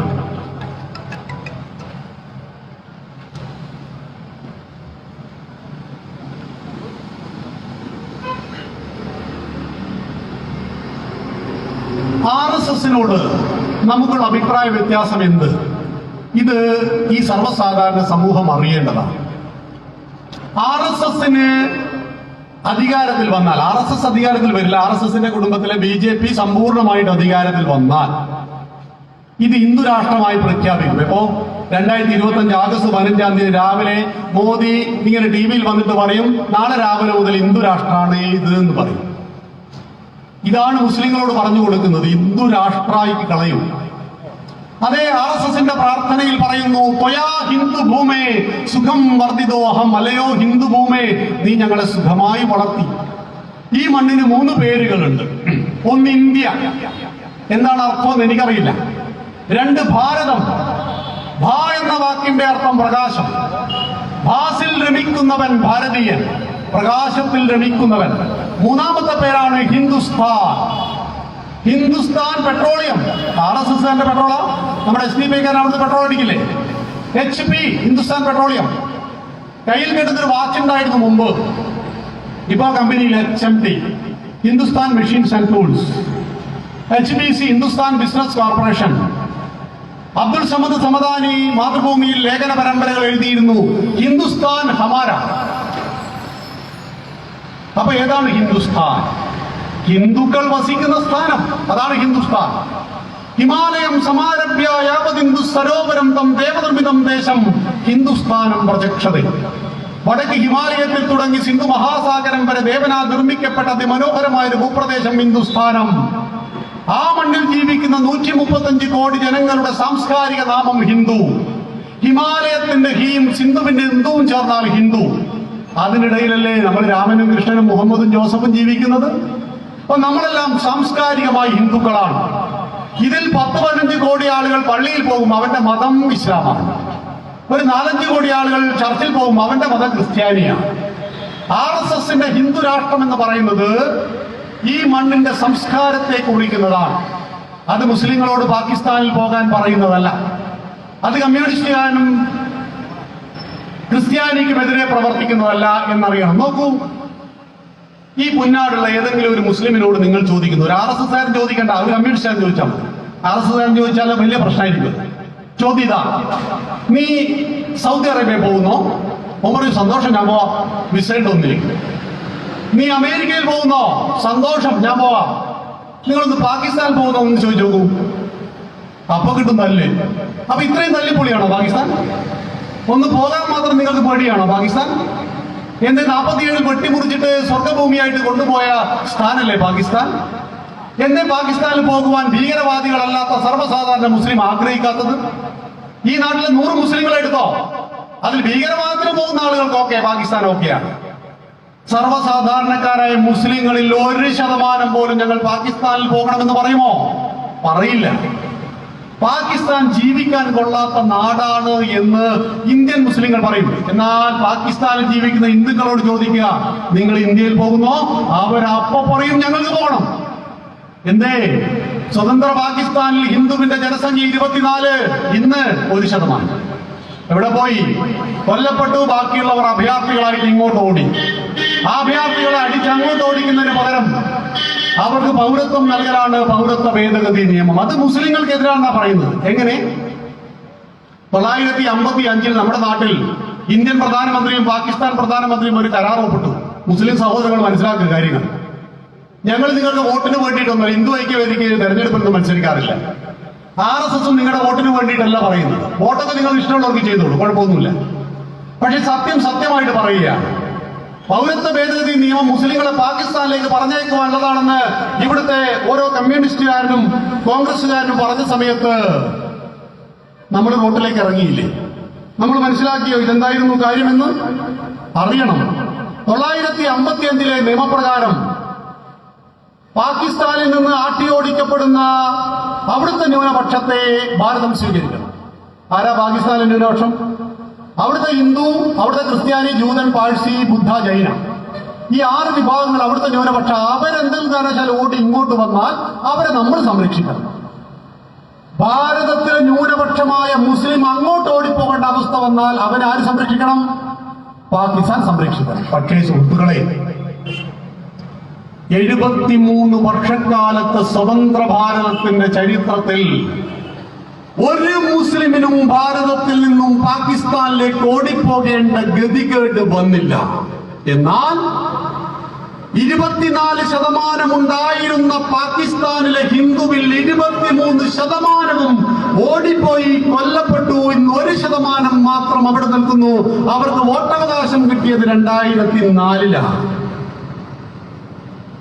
ഈ അഭയാർത്ഥികളായിട്ട് ഭാരതത്തിലേക്ക് ഓടിപ്പാഞ്ഞു വന്ന ഈ പാവങ്ങളെ സംരക്ഷിക്കുവാൻ വേണ്ടി പൗരത്വ നിയമത്തിൽ ഭേദഗതി വരുത്തി BJP സർക്കാർ. അത് ഭാരതത്തിൽ ജനിച്ചു വളർന്ന് ജീവിക്കുന്ന, ഭാരതത്തിൽ മരിക്കുന്ന ഒരു മുസൽമാനുമെതിരെ ആയിരുന്നില്ല എന്നറിയാമായിരുന്നിട്ടും നമ്മുടെ കമ്മ്യൂണിസ്റ്റുകാരനും കോൺഗ്രസുകാരനും കേരളത്തിന്റെ നിയമസഭ വരെ പറഞ്ഞു കൊടുത്തു, നാളെ നിങ്ങൾ പാകിസ്ഥാനിൽ പോകേണ്ടി വരും, അതിനു വേണ്ടിയിട്ടാണ് ഇത് എന്ന് പറഞ്ഞപ്പോ നിങ്ങൾ തെറ്റിദ്ധരിച്ചു, നിങ്ങൾ പഠിക്കാൻ പരിശ്രമിച്ചില്ല. RSSന്റെ ഹിന്ദുരാഷ്ട്രം, സാംസ്കാരിക ഹിന്ദുരാഷ്ട്രം പൗരത്വ ഭേദഗതി നിയമം 55 കരാറിൽ ഭേദഗതി വരുത്തിയതാണ്. മുത്തലാഖ് നിരോധിച്ചു BJP. ഒരു കുഴപ്പമില്ലല്ലോ. ഇനി ഏക സിവിൽ നിയമം വരാൻ പോകുന്നു. ഒരു കുഴപ്പം ഉണ്ടാവില്ല. എന്തുകൊണ്ടെന്നാൽ 18 വയസ്സ് തികഞ്ഞ ഒരു പെൺകുട്ടിയെ 21 വയസ്സ് തികഞ്ഞ ഒരു ആണിന് കല്യാണം കഴിക്കാം. ഇത് മുസ്ലിങ്ങൾ അനുസരിക്കുന്നില്ലേ? ഉണ്ട്. ഇത് ക്രിസ്ത്യാനിക്കും ജൂതനും പാഴ്സിക്കും ബാധകല്ലേ? ആണ്. പിന്നെന്താ ഏക സിവിൽ നിയമത്തിന്റെ പ്രശ്നം? സ്വത്തവകാശം ആണിനും പെണ്ണിനും തുല്യമായി കൊടുക്കണം. ഇതിലെന്താ കുഴപ്പം? ഒരച്ഛനും അമ്മയ്ക്കും ഒരു ആണും ഒരു പെണ്ണും ഉണ്ടായി, രണ്ടും ഈ അച്ഛന്റെ അമ്മയുടെ മക്കളല്ലേ? അതിൽ പെണ്ണിന് സ്വന്തവകാശമില്ല. ക്രിസ്തു മതത്തിൽ അങ്ങനെയുള്ള നിയമങ്ങളുണ്ട്. അത് പറ്റില്ല. പുരുഷന് കൊടുക്കുന്നതിന്റെ 4/1 സ്ത്രീക്ക്, അതും പറ്റില്ല. നിങ്ങൾ പറയുന്നു ഭരണഘടനയിൽ ആണും പെണ്ണും തുല്യാണ് എന്ന്. ശരി, ശബരിമലയിൽ കയറുമ്പോൾ മാത്രം മതിയോ? അത് സ്വത്ത് നിയമത്തിൽ വേണ്ടേ? അവിടെ ഏക സിവിൽ നിയമം, ഈ രാഷ്ട്രത്തിലെ മുഴുവൻ ജനങ്ങൾക്കും ഒരു നിയമം. ഇത് വർഗീയതയാ? നിങ്ങൾ ഹിന്ദുവോ മുസ്ലിമോ ക്രിസ്ത്യാനിയോ ജൂതനോ പാഴ്സിയോ ഇതൊന്നും ഭരണകൂടത്തിന്റെ വിഷയമല്ല. പ്രത്യേകിച്ച് നരേന്ദ്രമോദി സർക്കാർ ഒരിടത്തും മതം ചോദിക്കുന്നില്ല. ഇസ്ലാമിക നിയമപ്രകാരമാണോ ഇവിടുത്തെ ക്രിമിനൽ കുറ്റങ്ങൾക്ക്? ഇസ്ലാമിക നിയമമാണോ? അല്ലല്ലോ, ഇന്ത്യൻ നിയമമാണല്ലോ. കട്ടവന്റെ കൈവത്തുന്നുണ്ടോ? വ്യഭിചരിച്ചവരെ ഉടുതുണി കെട്ടി വരിഞ്ഞു കെട്ടി കല്ലെറിഞ്ഞു കൊല്ലുന്നുണ്ടോ? ഇല്ലല്ലോ, ഇന്ത്യൻ നിയമമാണ്. അപ്പൊ ക്രിമിനൽ കേസിൽ ഞങ്ങൾക്ക് ഇന്ത്യൻ നിയമം മതി. കല്യാണം കഴിക്കുമ്പോ ഞങ്ങൾ ഇസ്ലാമിക നിയമം. ഇത് മാറണ്ടേ? നോക്കൂ, ഈ പുന്നാട് ഒന്നിലേറെ ഭാര്യമാരുള്ള എത്ര മുസ്ലിം സഹോദരങ്ങളുണ്ട്? പരിശോധിച്ചിട്ടുണ്ടോ? എന്റെ നാട്ടിലില്ല. എന്റെ നാട്ടിൽ ഒരു ഹിന്ദുവിന് 2 ഭാര്യമാരുണ്ട്. അയാളെ ഞങ്ങൾ ഷെയ്ഖ് എന്ന് വിളിക്കുക. ഷെയ്ഖ്. നിലവിൽ മുസ്ലിങ്ങൾ 2 ഭാര്യയെ ഒരു വീട്ടിലോ തൊട്ടടുത്ത വീട്ടിലോ പൊറുപ്പിച്ച് കിടക്കുന്ന ഒരു മുസ്ലിം വീട് പോലുമില്ല. പിന്നെ എന്തിനാ പേടിയുന്നത്? ഇത് പറഞ്ഞ് കുപ്രചരണം അടിച്ചിട്ട് മുസ്ലിങ്ങളുടെ മനസ്സിന്റെ ഉള്ളിൽ വിഷം കാറ്റി കൊടുക്കുകയാണ്. ഏക സിവിൽ നിയമം എന്ന് പറയുന്നത് ഈ രാഷ്ട്രത്തെ ഒന്നായി കാണുന്നത്. കമ്മ്യൂണിസ്റ്റുകാരൻ അതിന് എതിരായിരിക്കും. എന്തുകൊണ്ടാ? മുസ്ലിങ്ങൾ വോട്ട് ബാങ്കാ, ക്രിസ്ത്യാനികൾ വോട്ട് ബാങ്കാണ്. എന്തേ പിണറായി വിജയൻ ശബരിമലയിൽ ഇപ്പം രഹന ഫാത്തിമയെ കയറ്റാത്തത്? രഹന ഫാത്തിമ തീപ്പെട്ടു പോയോ? കനകതുകയും ബിന്ദുവും ചത്തുപോയോ? ഇല്ലല്ലോ. എന്തേ കയറ്റാത്തത്? ഹിന്ദു വോട്ട് ബാങ്കായി മാറുന്നു. ആ സമയം ശബരിമലയെ തകർക്കാൻ വരുമ്പോ ഹിന്ദു ഒറ്റക്കെട്ടായി നിൽക്കുന്നു. ഇപ്പൊ ശബരിമലയെ കുറിച്ച് ചർച്ച നടത്താനല്ലേ പറയുന്നത്? UDF പറയുന്നത് എന്താ? നിയമം ഉണ്ടാക്കാന്നല്ലേ? ഞങ്ങൾ പ്രത്യേക നിയമം ഉണ്ടാക്കും എന്നൊക്കെയാണല്ലോ പറയുന്നത്. നമ്മൾ സംഘടിത ശക്തിയാണ് എങ്കിൽ രാഷ്ട്രീയക്കാർ നമ്മുടെ പിന്നാലെ വരും. കേരളത്തിലെ ഹിന്ദുക്കൾ ഒരു കാലത്ത് ജാതീയപരമായി ഭിന്നിച്ചുപോയി. തൊട്ടുകൂടാത്തവരും തീണ്ടിക്കൂടാത്തവരുമായി തീർന്നു. അതൊന്നും നമ്മുടെ ധർമ്മത്തിന്റെ ഭാഗമല്ല കേട്ടോ. വേദങ്ങളെ 4 പകുത്തവൻ മുക്കുവനാണ്. രാമായണം എഴുതിയവൻ കാട്ടാളനാ, ആദിവാസിയാണ്. നോക്കൂ, ഈ 2021 ജീവിക്കുമ്പോൾ ശബരിമലയെ തകർക്കുവാൻ എന്തുകൊണ്ടാ ഗൂഢാലോചന? ഏക ദൈവത്തിന്റെ പേര് പറയുന്നവർ, ഏക കിത്താബിന്റെ പേര് പറയുന്നവർ, ഏക അന്ത്യപ്രവാചകന്റെ പേര് പറയുന്നവർ ഏക പള്ളിയിൽ പോവോ? കത്തോലിക്കന്റെ പള്ളിയിൽ പ്രൊട്ടസ്റ്റന്റുകാരൻ പോവില്ല. മലങ്കരക്കാരന്റെ പള്ളിയിൽ സുറിയാനി പോവില്ല. മുജാഹിദിന്റെ പള്ളിയിൽ ജമാഅത്തുകാരൻ പോവില്ല. ജമാഅത്തിന്റെ പള്ളിയിൽ ഷിയ പോവില്ല. ഏകതയുടെ പേര് പറയുകയും ബഹുതയിൽ ജീവിക്കുകയും ചെയ്യുന്നു. എന്നാൽ ഹിന്ദുവോ? നമുക്ക് ഐക്യമില്ല എന്ന് പറയുന്നവരുണ്ട്. ആ വാക്ക് പിൻവലിക്കണം കേട്ടോ.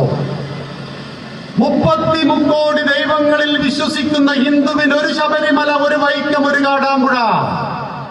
ഒരു ഗ്രന്ഥത്തിലാണ് നമ്മൾ വിശ്വസിക്കുന്നത്, അനേകം ഗ്രന്ഥങ്ങളിൽ.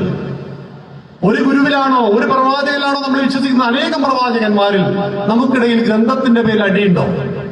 നമുക്കിടയിൽ ദൈവത്തിന്റെ പേരിൽ അടിയുണ്ടോ? നമുക്കിടയിൽ ആരാധനാലയത്തിന്റെ പേരിൽ അടിയുണ്ടോ? ഇല്ല. അതുകൊണ്ടാണ് ശബരിമലയെ തകർക്കുന്നത്. അപ്പൊ ശബരിമലയുടെ പ്രത്യേകത എന്താ? പുലയനും പറയനും നായരും നമ്പൂരിയും കോൺഗ്രസ്സുകാരനും കമ്മ്യൂണിസ്റ്റുകാരനും BJP-കാരനുമായ ഹിന്ദു 41 ദിവസം നമ്മൾ നേടുത്തു പോകും. എവിടെ? ശബരിമല.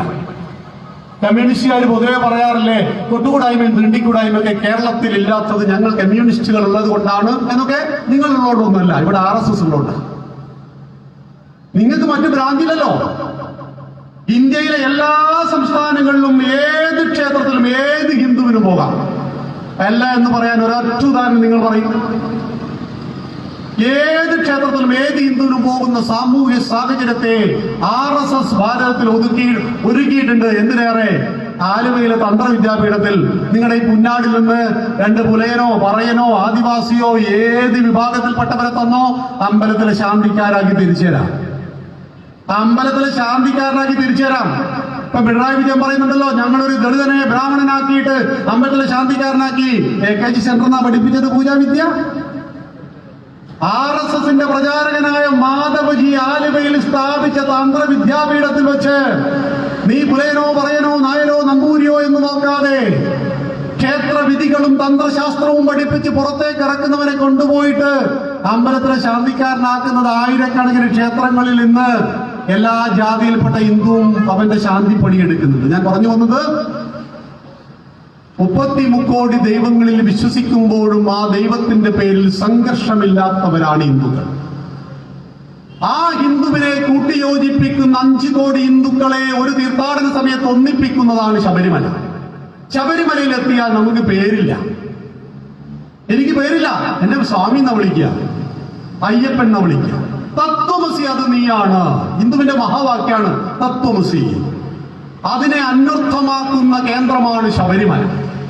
അയ്യപ്പനെന്നും സ്വാമിയെന്നും വിളിക്കുന്നു. 24 മണിക്കൂറും 48 മണിക്കൂറും ഭഗവാനെ ഒരു നോക്ക് കാണുവാൻ വേണ്ടി ക്യൂ നിൽക്കുമ്പോ മുന്നിൽ നിൽക്കുന്നവന്റെ വിയർപ്പ് എന്റെ ശരീരത്തിലും എന്റെ ശരീരത്തിലെ വിയർപ്പ് പുറകിൽ നിൽക്കുന്നവന്റെ ശരീരത്തിലും പറ്റിപ്പിടിക്കുമ്പോ മുന്നിൽ നിൽക്കുന്നവനോട് നീ പുലയനാണോ എന്ന് ചോദിക്കാൻ സമയമൊന്നും കിട്ടില്ല. അവിടെ ഒരൊറ്റ മന്ത്രമേ ഉള്ളൂ, സ്വാമിയെ അയ്യപ്പോ. സ്വാമി അയ്യപ്പനായി തീർന്ന, അയ്യപ്പൻ സ്വാമിയായി തീരുന്ന ആ കേന്ദ്രം നശിപ്പിക്കേണ്ടത് ആരുടെ ആവശ്യമാണ്? ഏകദൈവ വിശ്വാസത്തിന്റെ പേരിൽ തമ്മിലടിക്കുന്നവന്റെ ആവശ്യമാണ്. അവൻ അത്ഭുതമാണിത്. 33 കോടി ദൈവ, കല്ലുകരുടെ കാഞ്ഞിരക്കുറ്റി മുതൽ മുല്ലുമുരുടെ മൂർഖൻ പാമ്പ് വരെ നമുക്ക് ദൈവം. ആ ബഹുദൈവങ്ങളെ ആരാധിക്കുമ്പോഴും ദൈവത്തിന്റെ പേരിൽ എന്തെങ്കിലും ഒരു ഇടി ഹിന്ദുക്കൾ തമ്മിലുണ്ടോ? കമ്മ്യൂണിസ്റ്റുകാരും BJP-ക്കാരൊക്കെ ചില്ലറ അടിയും പിടിയൊക്കെ ഉണ്ട്. പക്ഷെ അതൊക്കെ ഏറെക്കുറെ ശാന്തമാവും. കമ്മ്യൂണിസ്റ്റ് ഏറെക്കുറെ ഇല്ലാതായി ഇന്ത്യ മഹാരാജ്യത്തില്. അത്രയല്ലേ ഉള്ളൂ. ഇനിയിപ്പോ കേരളത്തിൽ ഈ ഇസ്ലാമിക ഭീകരവാദികളും കമ്മ്യൂണിസവും പിടിച്ചു നിൽക്കുന്നത് മനുഷ്യന്റെ മനസ്സിൽ ഭയമുണ്ട് എന്നൊരൊറ്റ കാര്യമുണ്ട്. ഇത് പൊട്ടിയാലുണ്ടല്ലോ, ആ ഭയമൊന്നും ഇല്ലാതായാൽ, പൊട്ടിത്തുടങ്ങിയാൽ വെടിമരുന്ന് പുരക്ക് തീപിടിച്ചതുപോലെയാണ്, നിർത്താൻ പറ്റില്ല. ത്രിപുരയിലൊക്കെ അങ്ങനെയല്ല സംഭവിച്ചത്. അവസാനം ലോക്കൽ സെക്രട്ടറിമാരൊക്കെ പോറാട്ടടിക്കാൻ വേണ്ടി കേരളത്തിലേക്ക് വണ്ടി കയറി. ആലോചിച്ചോളണം നിങ്ങൾ. ഇവിടെ ഞാൻ പറഞ്ഞു വന്നത്, ആ ഹിന്ദുവിന്റെ രാഷ്ട്രം, ഹിന്ദുവിന്റെ ദർശനം, ഹിന്ദുത്വ സംസ്കാരം, അത് ഈ മണ്ണിന്റെ സംസ്കാരമാണ്. എന്റെ പ്രിയപ്പെട്ട മുസ്ലിം സഹോദരങ്ങളെ, നിങ്ങൾ ഇന്തോനേഷ്യയെ മാതൃകയാക്കൂ. ലോകത്തെ ഏറ്റവും വലിയ ഇസ്ലാമിക രാജ്യത ഇന്തോനേഷ്യ. പക്ഷെ ഇന്തോനേഷ്യയുടെ ദേശീയ പുരുഷന്റെ പേരെന്താ? ശ്രീരാമചന്ദ്രൻ. ഇന്തോനേഷ്യയുടെ ബാങ്കിന്റെ പേരെന്താ? കുബേര. ഇന്തോനേഷ്യയുടെ വിമാന സർവീസിന്റെ പേരെന്താ? ഗരുഡ എയർലൈൻസ്. ഇന്തോനേഷ്യക്കാരുടെ പേരെന്താ? അവിടുത്തെ മുമ്പത്തെ പ്രസിഡന്റ് പേര് മേഘാവതി എന്നാണ്. അതിന്റെ മുമ്പ് മേഘാവതി സുകർണ, അതിന്റെ മുമ്പ് മേഘാവതി സുഹൃത, സുകർണൻ, സുഹൃതൻ, മേഘാവതി. രാമായണത്തിലെ പേരുകളാണ്. ഞങ്ങളുടെ മതം ഇസ്ലാമാണ്, സംസ്കാരം ഭാരതീയമാണ്. മതത്തെയും സംസ്കാരത്തെയും കൂട്ടിക്കുഴക്കരുത്. നിങ്ങൾ APJ അബ്ദുൽ കലാമിനെ പോലെയുള്ള മുസ്ലിങ്ങളായി തീരൂ. നിങ്ങൾ അബ്ദുള്ള കുട്ടിയെ പോലെയുള്ള മുസ്ലിങ്ങളായി തീരൂ. ഇതിന്റെ അർത്ഥം നിങ്ങൾ BJP-യിൽ മെമ്പർഷിപ്പ് എടുക്കണമെന്നല്ല. നമ്മുടെ മണ്ണിതാണ്. സൗദി അറേബ്യയിൽ പോയാലും ഹിന്ദുവിനെയും മുസ്ലിമിനെയും ഒക്കെ വിളിക്കുക ഹിന്ദികളെന്ന. നമ്മൾ ഹിന്ദുസ്ഥാനികളെന്നാ നമ്മളെ അവരഭിസംബോധന ചെയ്യുന്നത്. അവിടെ പ്രത്യേക അവകാശങ്ങളോ ആനുകൂല്യങ്ങളൊന്നും മുസ്ലിങ്ങൾക്ക് കിട്ടില്ല. നമ്മുടെ മണ്ണിതാ. നമ്മൾ ജനിച്ചത്, ജീവിക്കുന്നത്, മരിച്ചാൽ ചേരുന്നത് ഈ മണ്ണിലാണ്. ഈ മണ്ണിൽ ജീവിക്കുമ്പോ നിങ്ങൾ പള്ളിക്ക് പുറത്ത് പട്ടാളത്തിന്റെ പോലീസിന്റെ കാവൽ ആവശ്യമില്ല. നിർഭയം നിസ്കരിക്കാം. നിങ്ങൾ ഇടത്തോട്ടും വലത്തോട്ടും ഒന്നും തിരിഞ്ഞിക്കണ്ട, പടിഞ്ഞാറോട്ട് തന്നെ നിങ്ങൾക്ക് നോക്കി നിസ്കരിക്കാം. ഒട്ടും ഭയമുണ്ടാവില്ല. കാരണം ഒരു ഹിന്ദു ചാവേറായിട്ട് ഒരു പള്ളിയിലും ഇന്നേ വരെ പൊട്ടിത്തെറിച്ചിട്ടില്ല. പക്ഷെ ഞങ്ങളുടെ വിശ്വാസങ്ങളെ മാനിക്കുവാൻ നിങ്ങൾ തയ്യാറാവണം. ആയിരക്കണക്കിന് വർഷങ്ങളായി ഇസ്ലാമിനൊപ്പം ഹിന്ദു ജീവിക്കുന്നുണ്ട്, ഹിന്ദുവിനൊപ്പം ഇസ്ലാം ജീവിക്കുന്നുണ്ട്. ഞങ്ങളുടെ കൂട്ടത്തിൽ ലക്ഷക്കണക്കിന് ചിത്രകാരന്മാർ എല്ലാ കാലഘട്ടത്തിലും ഉണ്ടായിട്ടുണ്ട്. ഞങ്ങൾ എപ്പോഴെങ്കിലും മുഹമ്മദ് നബിയുടെ ഫോട്ടോ വരച്ചിട്ടുണ്ടോ? അത് ഇന്നലത്തെ മഴക്ക് പൊടിച്ച SDPക്കാരനെ കണ്ട് പേടിച്ചിട്ടാ? ഇതൊക്കെ ഉണ്ടായിട്ട് എത്ര ദിവസമായി? അത്ര കൊല്ലല്ലേ ആയിട്ടുള്ളൂ. എന്തുകൊണ്ടാണ് ഞങ്ങൾ നബിയുടെ ഫോട്ടോ വരയ്ക്കാത്തത്? നിങ്ങൾ കൈവെട്ടും കാലുവെട്ടിക്കളെന്ന് പേടിച്ചിട്ടല്ല. ഞങ്ങളുടെ ആചാര്യന്മാർ ഞങ്ങളെ പഠിപ്പിച്ചിട്ടുണ്ട്, അവനവൻ ആത്മസുഖത്തിനാചരിക്കുന്നവ അപരനും സുഖത്തിനായി വരയണം. ഞാൻ എന്റെ സുഖത്തിനു വേണ്ടി ചെയ്യുന്നൊരു കാര്യം കോടിക്കണക്കിന് മുസ്ലിങ്ങളെ വേദനിപ്പിക്കുന്നുവെങ്കിൽ ഞാൻ ആ ചിത്രം വരക്കണ്ട. ഇതാണ് ഞങ്ങളുടെ തീരുമാനം. ഹിന്ദുക്കൾ പശുവിനെ ആരാധിക്കുന്നു. ഗോമാതാവ്, അമ്മയുടെ മുലപ്പാലിനൊപ്പം കുടിച്ചു വളർന്ന പാല് പശുവിൻ്റെതായതുകൊണ്ട് ഹിന്ദുക്കൾ പശുവിന് അമ്മയുടെ സ്ഥാനം നൽകി. ഗോമാതാവ്. വെള്ളമില്ലാത്തൊരു ലോകത്തെ കുറിച്ച് ചിന്തിക്കുവാൻ സാധ്യമല്ലാത്തത് കൊണ്ട് വെള്ളം കിട്ടുന്ന സകല സ്രോതസ്സുകളെയും ഹിന്ദുക്കൾ അമ്മയായി കണ്ടു. കടലിനെ കടലമ്മ എന്ന് വിളിച്ചു, ഗംഗയെ ഗംഗാ മാതാവ് എന്ന് വിളിച്ചു. നാം ജീവിക്കുന്നതും ജനിക്കുന്നതും മരിക്കുന്നതും ഈ മണ്ണിലായതുകൊണ്ട് ഈ മണ്ണിനെ മഞ്ഞും മലയും മരുഭൂമിയും നിറഞ്ഞ വെറുമൊരു കരയായി ഹിന്ദു കണ്ടില്ല. മാതാഭൂമി പുത്രോഹം പൃഥിവ്യ. ഈ മണ്ണിന്റെ അമ്മയാണ് ഞാൻ, ഈ മണ്ണിന്റെ മകനാണെന്ന് വേദങ്ങൾ നമ്മെ പഠിപ്പിച്ചു. അമ്മയായി കണ്ടു കരുതി ആരാധിക്കുന്ന ആ സാധുമൃഗത്തെ കൊല്ലാതെ വിട്ടുകൂടെ എന്ന് ചോദിച്ചാൽ അതിന്റെ മാംസം അടിച്ചു കയറ്റിയാൽ മാത്രമേ ഞങ്ങളുടെ അണ്ണാക്ക് നിറയൂ എന്ന് വാശി പിടിക്കുമ്പോഴാണ് പ്രശ്നം ഉണ്ടാകുന്നത്. അതങ്ങ് ഉപേക്ഷിച്ചൂടെ?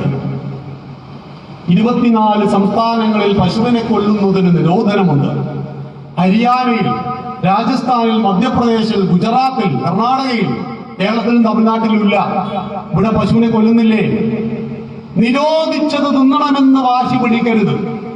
നമ്മുടെ നാട്ടിലെ സഖാക്കള് ബീഫ് നടത്തിയിട്ട് പറഞ്ഞു ഭക്ഷണ സ്വാതന്ത്ര്യം. ഇഷ്ടമുള്ള ഭക്ഷണം കഴിക്കുവാൻ എനിക്ക് സ്വാതന്ത്ര്യമുണ്ട് എന്ന സഖാവേ നീ ഒരു ഉടുമ്പിനെ കൊന്നു കാണ്ടുന്നു. അത്ര ധൈര്യമുണ്ട് നീ പുന്നാട് ടൗണിൽ വെച്ച് ഒരു ഉടുമ്പിനെ പരസ്യമായിട്ട് കൊന്നു കാണിക്കും. പറ്റുമോ? പറ്റില്ല. എന്തേ? നിരോധിച്ചിട്ടുണ്ട്. നിരോധിച്ചത് ചെയ്യരുത്. ഉത്തർപ്രദേശിലും മധ്യപ്രദേശിലും നിരോധിച്ചിട്ടുണ്ട്. പോലീസുകാർ നോ പാർക്കിംഗ് ബോർഡ് ഇവിടെ വെച്ചാൽ അവിടെ കൊണ്ടുപോയിട്ട് വണ്ടി പാർക്ക് ചെയ്യരുത്. ചെയ്താൽ ഫൈൻ അടക്കണം. വാഹനം ഓടിക്കുമ്പോൾ സീറ്റ് ബെൽറ്റ് ധരിക്കണം, ഹെൽമെറ്റ് ധരിക്കണം എന്ന നിയമമുണ്ട്. അതനുസരിക്കണം. നിയമം പാലിക്കാനുള്ളതാണ്, ധിക്കരിക്കുവാനുള്ളതല്ല. ആയതുകൊണ്ട് ഉത്തർപ്രദേശിലും മധ്യപ്രദേശിലും രാജസ്ഥാനിലും ഹരിയാനയിലും ഹിന്ദുക്കൾ മാതാവായി കണ്ടുകരുതി ആരാധിക്കുന്ന പശുവിനെ കൊന്നാൽ മാത്രമേ ഞങ്ങളുടെ വയർ നിറയൂ എന്നെന്റെ പ്രിയ മുസ്ലിം സഹോദരങ്ങളെ വാശി പിടിക്കാതിരിക്കൂ. അവിടെ നിങ്ങളൊക്കെ തീവ്രവാദം അവിടെ കൊണ്ടുപോയിട്ടാണ് ഇപ്പൊ ഉത്തർപ്രദേശിലൊക്കെ പ്രശ്നം ഉണ്ടാകുന്നത്. വലിയ പ്രശ്നമൊന്നുമില്ല, തമ്മിലടിയൊക്കെ ഉണ്ടാവാറുണ്ട്. അതൊക്കെ അപ്പൊ തീരും. ദീർഘകാലാടിസ്ഥാനത്തിൽ ഹിന്ദുവും മുസ്ലിം വിരോധം ഉണ്ടായിരുന്നില്ല. ഇവിടെ എന്താ? ഹിന്ദുവിന്റെ കൂടെ ജീവിക്കുവാൻ മുസ്ലിങ്ങൾക്കും ക്രിസ്ത്യാനികൾക്കും തടസ്സമുള്ളത് ഒരു തടസ്സവുമില്ല. ചിന്തിച്ചാൽ ഒരു തടസ്സവുമില്ല. അതുകൊണ്ട് ഈ പുന്നാട് ടൗണിൽ ഇങ്ങനെ ഒരു സ്വയം സന്ധിയിൽ ഒരു പൊതുയോഗം നടക്കുമ്പോൾ 15 വർഷങ്ങൾക്ക് മുമ്പ് നിങ്ങളുടെ വാളിനാൽ ഇല്ലാതാക്കപ്പെട്ട ഞങ്ങളുടെ പ്രിയപ്പെട്ട അശ്വിനി കുമാർ ജ്വലിക്കുന്ന തുടിക്കുന്ന ഓർമ്മകളായി ഇന്നും ഞങ്ങളുടെ ഹൃദയത്തിൽ സൂക്ഷിച്ചു വച്ചിരിക്കുന്ന അശ്വിനി കുമാർ, ആ അശ്വിനിക്ക് തുല്യമല്ല ഇവിടുത്തെ 10,000 SDP-ക്കാർ. പക്ഷേ ആയുധത്തെ ആയുധത്തിന്റെ വാൾത്തലപ്പ് കൊണ്ട് തന്നെ ഇല്ലാതാക്കണമെന്ന് ഞങ്ങൾ പ്രതിജ്ഞയൊന്നും എടുത്തിട്ടില്ല. ഞങ്ങളുടെ സ്ഥാപകനായ പരംപൂജനീയ ഡോക്ടർ ജി ഞങ്ങളോട് പറഞ്ഞിട്ടുണ്ട്, നിങ്ങൾ ആരെയും പേടിപ്പിക്കരുത്, നിങ്ങൾ ആരെയും പേടിക്കാനും പാടില്ല. പേടിക്കാതെയും പേടിപ്പിക്കാതെയും നമുക്ക് ഈ മണ്ണിൽ ജീവിക്കണം. വീട്ടിൽ നിന്നും തിരിച്ചു പോയാൽ അമ്മയും ഉമ്മയും കാത്തിരിക്കുന്നുണ്ട്, ഭാര്യ കാത്തിരിക്കുന്നുണ്ട്. തിരിച്ചു വീട്ടിലേക്ക് ചെല്ലുമെന്ന് ഉറപ്പുണ്ടാവണം. രാഷ്ട്രീയത്തിലോ സാമുദായിക സംഘടനകളിലോ മതങ്ങളിലോ നമുക്ക് പ്രവർത്തിക്കാം. പക്ഷെ ആ പ്രവർത്തനങ്ങളൊന്നും മനുഷ്യന്റെ കണ്ടത്തെ ഛേദിക്കുന്നതാവരുത്. 96 വർഷക്കാലമായിട്ട് ഈ രാഷ്ട്രത്തിന്റെ മുഖ്യധാരയിൽ മുഴുവൻ നിറഞ്ഞാടുന്ന പ്രസ്ഥാനമാണ് RSS. ഭാരതത്തിൽ എവിടെയും കലാപങ്ങളും പ്രശ്നങ്ങളും ഉണ്ടാക്കിയിട്ടില്ല. ഗുജറാത്ത് കലാപം ഉണ്ടാകുന്നതിന്റെ കാരണമൊന്നും ഇപ്പൊ ഇവിടെ വിശദീകരിക്കാൻ സമയമില്ല. 56 രാമസേവകന്മാരെ പച്ചക്ക് തീവണ്ടിയിലിട്ട് ചുട്ടുകൊന്നപ്പോ അവിടുത്തെ ഹൈന്ദവ സമൂഹം പ്രതികരിച്ചിട്ടുണ്ട്. അതിൽ 303 ഹിന്ദുക്കളും 706 മുസ്ലിങ്ങളും മരിച്ചിട്ടുണ്ട്. നമ്മുടെ കമ്മ്യൂണിസ്റ്റുകാരും കോൺഗ്രസുകാരും SDP-കാരും പറയുന്നത് പോലെ അത് വംശഹത്യയല്ല, കലാപമായിരുന്നു. കലാപത്തിൽ ഭൂരിപക്ഷമുള്ളവരും 1000 ആളുകളും 10 ആളുകളും തമ്മിലടിക്കുമ്പോ 10 ഭാഗത്ത് ആളുകൾ മരിക്കുമെന്നത് സ്വാഭാവികമാണ്. വംശീയ കലാപം നടന്നത്, വംശഹത്യ നടന്നത് 84-ൽ കോൺഗ്രസ് ചെയ്തതാണ്. ഒരു രാത്രിയും 4 പകലും കൊണ്ട് 1000 സിഖുകാരെ പച്ചക്ക് കൊന്നുകളഞ്ഞു. അതുകൊണ്ട് കണ്ണൂരിന്റെ മണ്ണിൽ പുതിയ കൊലപാതകങ്ങളും അക്രമങ്ങളും ഇല്ലാതിരിക്കണമെന്ന് കണ്ണൂരിന് പുറത്തുള്ള ഞങ്ങളൊക്കെ ആഗ്രഹിക്കുന്നു. സ്വസ്ഥവും സ്വൈരവുമായിട്ട് ഇവിടെ എല്ലാവർക്കും രാഷ്ട്രീയ പ്രവർത്തനം നടത്തുവാൻ കഴിയണം. അതിനിടയിലേക്ക് കൊലപാതകത്തിന്റെയും ഭീഷണിയുടെയും സ്വരങ്ങൾ ആർക്കും പറയാം. 300 രൂപ ചലാനടച്ചു കഴിഞ്ഞാൽ ഈ മൈക്ക് പെർമിഷൻ ഏത് സംഘടനക്കും കിട്ടും. RSSകാരന്റെ വീട് ഞങ്ങൾക്കറിയാം, ഞങ്ങൾ തട്ടിക്കളിയും വെട്ടിക്കളിയും എന്നൊക്കെ പറയാം. എല്ലാവരുടെ വയറിലും പിച്ചാത്തിക്കാരും. കാരണം ഇരുമ്പ് കൊണ്ടുണ്ടാക്കിയ വയറ് എന്റെ അറിവിൽ ഇപ്പോൾ ആർക്കുമില്ല. പിച്ചാത്തി കൊണ്ടും വാളുകൊണ്ടും പരസ്പരം തോക്കുകൊണ്ട് കളിക്കുന്നതല്ല ഇത്. മാമാങ്കത്തിന്റെ കാലഘട്ടവുമല്ല. ആ കാലഘട്ടമൊക്കെ പച്ചോളി ഒതേന്റെ ഒക്കെ കാലഘട്ടത്തിലായിരുന്നു. 2 പേര് തർക്കം ഉണ്ടായി കഴിഞ്ഞാൽ 2 പേരാൾ വെട്ടി മരിക്കണം. അങ്ങനെയൊക്കെ കടത്തനാട്ടിൽ വലിയ അംഗമൊക്കെ ഉണ്ടായിരുന്നു. ഇത് കരുത്തുറ്റ ആശയം ആരുടെ കയ്യിലുണ്ടോ അവന്റെ കൂടെ ആളുള്ള കാലഘട്ടമായിരുന്നു. RSSും BJPയും അവരുടെ ആശയങ്ങൾ ഉയർത്തിപ്പിടിച്ചുകൊണ്ട് മുന്നോട്ട് പോകുന്നു. അവിടെ കമ്മ്യൂണിസ്റ്റുകാരോടും കോൺഗ്രസുകാരനോടും ഞങ്ങൾ പറയുന്നത് നമുക്ക് സംവദിക്കാമെന്നുള്ളതാണ്. 30 കൊല്ലം മുമ്പ് ഹിന്ദു ഐക്യവേദിയുടെ ആചാര്യനായ സത്യാനന്ദ സരസ്വതിസ്വാമികൾ മതങ്ങൾക്ക് മുന്നിൽ ഒരു വെല്ലുവിളി വെച്ചിട്ടുണ്ട്. അത് അടിയുടെ ഇടിയുടെ വെട്ടിന്റെ കൊലപാതകത്തിന്റെ വെല്ലുവിളി ആയിരുന്നില്ല, ആശയ സംവാദത്തിന്റെ വെല്ലുവിളി. ഒരു വേദിയിൽ വെച്ച് അദ്ദേഹം ചോദിച്ചു, മതമാണോ മനുഷ്യനാണോ വലുത്? എല്ലാവരും ഒരു ജാടക്ക് പറഞ്ഞു മനുഷ്യനാണ് വലുത്. അപ്പൊ ചോദിച്ചു, മനുഷ്യ സാഹോദര്യത്തിനെതിരായി നിൽക്കുന്ന മതനിയമങ്ങൾ തിരുത്തപ്പെടേണ്ടതാണോ? ആണ്. എങ്കിൽ സ്വാമിജി അതൊരു വെല്ലുവിളി വെച്ചു. ഹിന്ദുവിന്റെ അടിസ്ഥാന പ്രമാണമായ വേദവും ഇസ്ലാമിന്റെ ഖുറാനും ക്രിസ്ത്യാനിയുടെ ബൈബിളും ഒരു മേശപ്പുറത്ത് വെച്ച് നമുക്ക് പരിശോധിക്കാം. മനുഷ്യ സാഹോദര്യത്തിനെതിരായി നിൽക്കുന്ന മതനിയമങ്ങൾ ഹിന്ദുവിന്റെ വേദത്തിലുണ്ടെന്ന് നിങ്ങൾ കാണിച്ചാൽ ആ വേദം കത്തിച്ചു കളയുവാൻ ഹിന്ദുക്കൾ തയ്യാറാണ്. മറിച്ച് ഭീകരവാദത്തെ വളർത്തുന്ന അശാസ്ത്രീയവും യുക്തിരഹിതവുമായ മതപ്രബോധനങ്ങളെ അടിവരയിട്ട് ഞങ്ങൾ ചൂണ്ടിക്കാണിച്ചാൽ നിങ്ങളത് കത്തിക്കൊന്നും വേണ്ട, അത് തിരുത്തുവാൻ നിങ്ങൾ തയ്യാറാകുമോ? പുന്നാട് ടൗണിൽ അശ്വിനി കുമാറിന്റെ 15ാമത് ബലിദാനം കഴിയുന്ന ഈ വേളയിൽ ആ ചോദ്യം ഹിന്ദു ഐക്യവേദി നിങ്ങളോട് ചോദിക്കുന്നു. നിങ്ങൾ തയ്യാറാണോ? മതഗ്രന്ഥങ്ങളെ വെച്ച് സമഗ്രമായ പരിശോധനയ്ക്ക് തന്റെ ഇടമുണ്ടോ ഇവിടുത്തെ ഏതെങ്കിലും ഇസ്ലാമിക സംഘടനകൾക്ക്? ഞങ്ങൾ തയ്യാർ, ഹിന്ദു ഐക്യവേദി തയ്യാർ. നമുക്ക് ദിവസങ്ങളോ ആഴ്ചകളോ എടുക്കാം, ആശയപരമായി തുറന്നു സംവദിക്കാം. എത്ര പേര് വന്നുകൊള്ളട്ടെ, ആരോഗ്യകരമായ സംവാദത്തിലൂടെ അടിസ്ഥാന പ്രശ്നങ്ങളെ പരിഹരിക്കാം. അവിടെ നിന്നാണ് മാറ്റങ്ങൾ തുടങ്ങേണ്ടത്. നവോത്ഥാനം എന്ന് പറയുന്നത് ആശയത്തിന്റെ പ്രസ്ഫുരണമാണ്. ഏറ്റവും മഹത്തായ ദർശനങ്ങൾ നിങ്ങളുടെ കയ്യിലുണ്ടോ? നിങ്ങൾക്ക് പറകിൽ ആളുണ്ട്. അതുകൊണ്ടാണ് അമേരിക്കൻ ജനസംഖ്യയിൽ 70% ജനങ്ങൾ ഹിന്ദു വേ ഓഫ് ലൈഫിൽ ജീവിക്കുന്നത്. ജർമ്മനിയിൽ രാമായണം നിർബന്ധ പഠനമാണ് എന്നറിയണം. നമ്മുടെ നരേന്ദ്രമോദി യോഗയെ അവതരിച്ചപ്പോൾ 42 ഇസ്ലാമിക രാഷ്ട്രങ്ങളടക്കം 192 രാജ്യങ്ങൾക്ക് ജൂൺ 21-ാം തീയതി അന്താരാഷ്ട്ര യോഗാ ദിനമാണ്. കാരണം ഭാരതം എന്നും പ്രാർത്ഥിച്ചു, സർവേ ഭവന്തു സുഖിന, സർവരും സന്തുഷ്ടരാകട്ടെ, സർവേ സന്തു നിരാമയ, സർവരും ആരോഗ്യമുള്ളവരായി തീരട്ടെ, സർവേ ഭദ്രാണി പശ്യന്തു, സർവരും മംഗളങ്ങളെ ദർശിക്കട്ടെ, മാ കശ്ചിത് ദുഃഖഭാഗ് ഭവേ, ആർക്കും ദുഃഖമുണ്ടാകാതിരിക്കട്ടെ. എന്റേത് മാത്രം ശരി, എന്റേത് മാത്രമാണ് എല്ലാത്തിനും പരിഹാരം എന്ന് പറയാതെ എന്റേതും നിന്റേതും ശരിയാണ്, ഓൺലി അല്ല ഓൾസോ ആണ് എന്ന് പറയുന്നിടത്ത് മതകലഹങ്ങൾ അവസാനിക്കുന്നു, സംഘർഷങ്ങളും പ്രശ്നങ്ങളും അവസാനിക്കുന്നു, സമന്വയത്തിന്റെ ശാന്തി സ്വരൂപത്തിന്റെ സമാജം രൂപപ്പെടുന്നു. ഇവിടെ RSS ഒരു ടാർഗറ്റ് മുന്നിൽ വെച്ച് പ്രവർത്തിക്കുകയാണ്. RSSന് 1925 100 വയസ്സാവും. ക്ഷമിക്കണം, 2025 1925 നമ്മുടെ പ്രസ്ഥാനത്തിന് 2025 100 വയസ്സ് പൂർത്തിയാകും. 100 വയസ്സ് പൂർത്തിയാകുമ്പോ ഞങ്ങൾക്കൊരു സങ്കല്പമുണ്ട്. എന്താണ് ആ സങ്കല്പം? RSSന്റെ പ്രാർത്ഥനയിൽ പറയും, പരം വൈഭവം നേതുമേതത് സ്വരാഷ്ട്രം, എന്റെ രാഷ്ട്രത്തിന്റെ സർവതോന്മുഖമായ ഉന്നതി. ജാതി മത രാഷ്ട്രീയ ചിന്തകൾക്ക് അതീതമായി 135 കോടി ജനങ്ങളുടെ ശ്രേയസ്സിന് സാധ്യമാക്കുന്ന, എല്ലാവർക്കും ഭക്ഷണം, എല്ലാവർക്കും വസ്ത്രം, എല്ലാവർക്കും പാർപ്പിടമുള്ള, സമത്വ സുന്ദരമായ ജാതിയും മതവും ചോദിക്കാത്ത സമത്വ സുന്ദരമായ ഭാരതത്തെ കെട്ടിപ്പടുക്കുവാൻ വേണ്ടിയിട്ട് ഞങ്ങൾ ഇവിടുത്തെ ശാഖയുടെ ഘടനായകൻ മുതൽ രാഷ്ട്രപതി വരെയുള്ള കാക്കി ട്രൗസർ ധാരികൾ പ്രവർത്തിച്ചു കൊണ്ടിരിക്കുന്ന ഒരു കാലഘട്ടത്തിൽ നിങ്ങൾ കുറച്ച് മലപ്പുറം കത്തി ശേഖരിച്ചു വച്ചത് കൊണ്ടൊന്നും ഈ പ്രസ്ഥാനത്തെയോ ഈ മഹത്തായ ആദർശത്തെയോ തകർക്കുവാൻ കഴിയില്ല. എന്തുകൊണ്ടെന്നാൽ സത്യമെന്നും വിജയിക്കും. അക്രമികളുടെ പക്ഷത്ത് 100 പേരുണ്ടായിരുന്നു കൗരവന്മാർ, ധർമ്മത്തിന്റെ പക്ഷത്ത് പാണ്ഡവർ 5 പേരെ ഉണ്ടായിരുന്നു. 18 ദിവസം കുരുക്ഷേത്ര യുദ്ധഭൂമിയിൽ വെച്ച് ശക്തി അളക്കപ്പെട്ടു. ധർമ്മവും അധർമ്മവും തമ്മിൽ സംഘർഷങ്ങൾ ഉണ്ടായി. ഒടുവിൽ 5 പേരാ ജയിച്ചത്. ധർമ്മം എന്നും വിജയിക്കും. ധർമ്മയേവ ഹതോഹന്തി ധർമ്മോ രക്ഷതി രക്ഷിത. ധർമ്മത്തെ രക്ഷിക്കുന്നവരെ ധർമ്മം രക്ഷിക്കും, ധർമ്മത്തെ നശിപ്പിക്കുന്നവരെ ധർമ്മം നശിപ്പിക്കും. നമ്മുടെ സമയം 2 മിനിറ്റ് കൂടെയുള്ളൂ, ഞാൻ അവസാനിപ്പിക്കാം. നക്ഷത്രങ്ങളിൽ വസിക്കുന്നവരെ നിങ്ങൾക്ക് പോലും ശാന്തി ഉണ്ടാകട്ടെ എന്ന പ്രപഞ്ചത്തിനും അതീതമായ കാഴ്ചപ്പാട് വെച്ച് പുലർത്തിയവൻ ഹിന്ദു. മനുഷ്യരെ കാഫറുകളെന്നും പാപികളെന്നും ദൈവത്തിന്റെ അടിമകളെന്നും വേർതിരിക്കാതെ കിർണന്തോ വിശ്വമാര്യം അമൃതസ്യ പുത്ര എന്ന് പറഞ്ഞവൻ ഹിന്ദു. സമസ്ത ലോകത്തിനും സുഖമാശീർവദിച്ചവൻ ഹിന്ദു.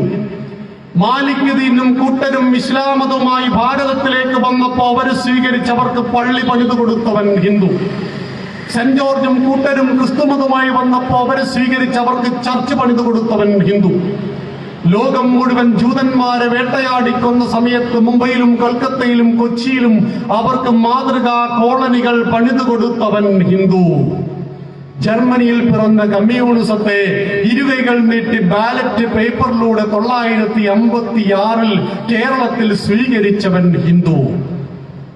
എവിടെ ഏതെല്ലാം ഇസങ്ങളും മതങ്ങളും പിറന്നുവോ അതിനെല്ലാം ഇരുകൈകൾ നീട്ടി ഹൃദയത്തോട് സ്വീകരിച്ച ഹിന്ദുവിന്റെ മണ്ണ് മറഞ്ഞു മഹത്തായ ഗാന്ധാരദേശം, മറഞ്ഞു മഹോദാര ബ്രഹ്മപ്രദേശം, മുറിഞ്ഞറ്റു വീണു മനോരമ്യലങ്ക, മഹാദേവി നിൻ കാലിലെ പൊഞ്ചിലങ്ക. ഇനിയൊരു തുണ്ടു ഭൂമി ഭാരതത്തിന് നഷ്ടപ്പെട്ടുകൂടാ. 64 ദശലക്ഷം ചതുരശ്ര കിലോമീറ്റർ ഉണ്ടായിരുന്ന എന്റെ ഭാരതം ഗാന്ധാരദേശം അഫ്ഗാനിസ്ഥാനമായി, പാഞ്ചാലദേശം പാകിസ്ഥാനമായി, ബംഗാളദേശം ബംഗ്ലാദേശായി, ബ്രഹ്മപ്രദേശം ബർമ്മയായി തീർന്നു. എനിക്ക് ഒരു തുണ്ടു ഭൂമി പോലും നമ്മുടെ ഭാരതത്തിന് നഷ്ടപ്പെട്ടുകൂടാ. അങ്ങനെ ഒരു തുണ്ടു ഭൂമി പോലും ഭാരതത്തിന് നഷ്ടപ്പെടാതിരിക്കണമെങ്കിൽ ഹിമാലയം മുതൽ കന്യാകുമാരി വരെ, കച്ച് മുതൽ കാമരൂപം വരെയുള്ള ഭാരതമെമ്പാടും ഊണും ഉറക്കവും ഉപേക്ഷിച്ച് ശമ്പളമില്ലാതെ രാഷ്ട്രമാതാവിനെ സംരക്ഷിക്കുന്നവർ വേണം. അവരുടെ പേരാണ് RSS അഥവാ രാഷ്ട്രീയ സ്വയം സേവക സംഘം. ഞങ്ങൾക്ക് മരണം നൈനം ചിന്തന്തി ശസ്ത്രാണി നൈനം ദഹതി പാവക ന ചൈനം ക്ലേദയന്ത്യാവോ ന ശോഷയതി മാരുത. ആത്മാവിനെ മുറിവേൽപ്പിക്കുവാൻ അസ്ത്രങ്ങൾക്ക് സാധ്യമല്ല, അഗ്നിക്കതിനെ വെണ്ണീറാക്കുവാൻ സാധ്യമല്ല, ജലത്തിനതിനെ ശോഷിപ്പിക്കുവാൻ സാധ്യമല്ല. കാരണം ഇന്നല്ലെങ്കിൽ നാളെ നശിച്ചു പോകുന്ന ഈ ദേഹം എന്റെ രാഷ്ട്രത്തിന്റെ സംരക്ഷണത്തിന്. അതുകൊണ്ട് RSS പ്രാർത്ഥിച്ചു, നമസ്തേ സദാ വത്സലേ മാതൃഭൂമി.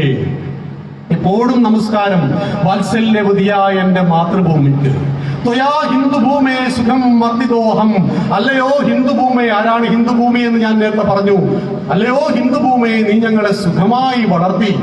മഹാമംഗലേ പുണ്യഭൂമേ തുടർത്തേ, മഹാമംഗലയായ പുണ്യഭൂമേ തുടർത്തേ നിനക്കായി പദത്വേഷക്കായോ, എന്റെ ഈ ശരീരം പതിച്ചുകൊള്ളട്ടെ എന്ന് 15 വർഷം മുമ്പ് ആഹ്വാനം ചെയ്ത് ഭാരതമാതാവിന്റെ ശ്രേയസ്സിനായി ശരീരം പതിപ്പിച്ച അശ്വിനി കുമാർ എന്ന വീരയോദ്ധാവിന്റെ ജ്വലിക്കുന്ന ഓർമ്മകളെ ശിരസിൽ വഹിച്ചുകൊണ്ട് അദ്ദേഹം ഏത് മാർഗത്തിലൂടെ സഞ്ചരിച്ചാണോ ഈ രാഷ്ട്രത്തിന്റെ പരം വൈഭവം ലക്ഷ്യമാക്കി നീങ്ങിയത്, ആ പരം വൈഭവത്തിലേക്ക് RSS നടന്നെടുത്തുകൊണ്ടിരിക്കുന്ന ഈ ഒരു കാലഘട്ടത്തിൽ സംഘം രാഷ്ട്രത്തിന്റെ സംരക്ഷണത്തിനാണ് എന്നും ജനിച്ച നാടും പെറ്റമ്മയും സ്വർഗത്തെക്കാൾ മഹത്തരമാണ് എന്നും ഈ രാഷ്ട്രമാതാവിനെ സംരക്ഷിക്കുന്നതിലൂടെ നീ നിന്റെ തലമുറയാണ് സംരക്ഷിക്കുന്നത് എന്ന് ദൃഢപ്രതിജ്ഞ ചെയ്ത് അശ്വിനി കുമാറിന്റെ ജ്വലിക്കുന്ന ഓർമ്മകൾക്ക് മുന്നിൽ ഭാരതീയ ധർമ്മത്തിന്റെയും സംസ്കാരത്തിന്റെയും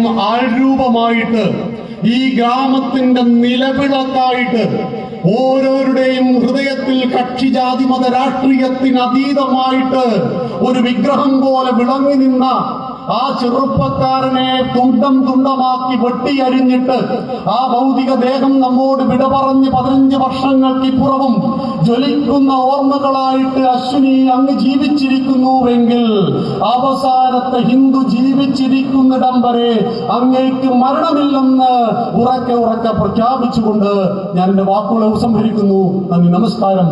വന്ദേ മാതരം.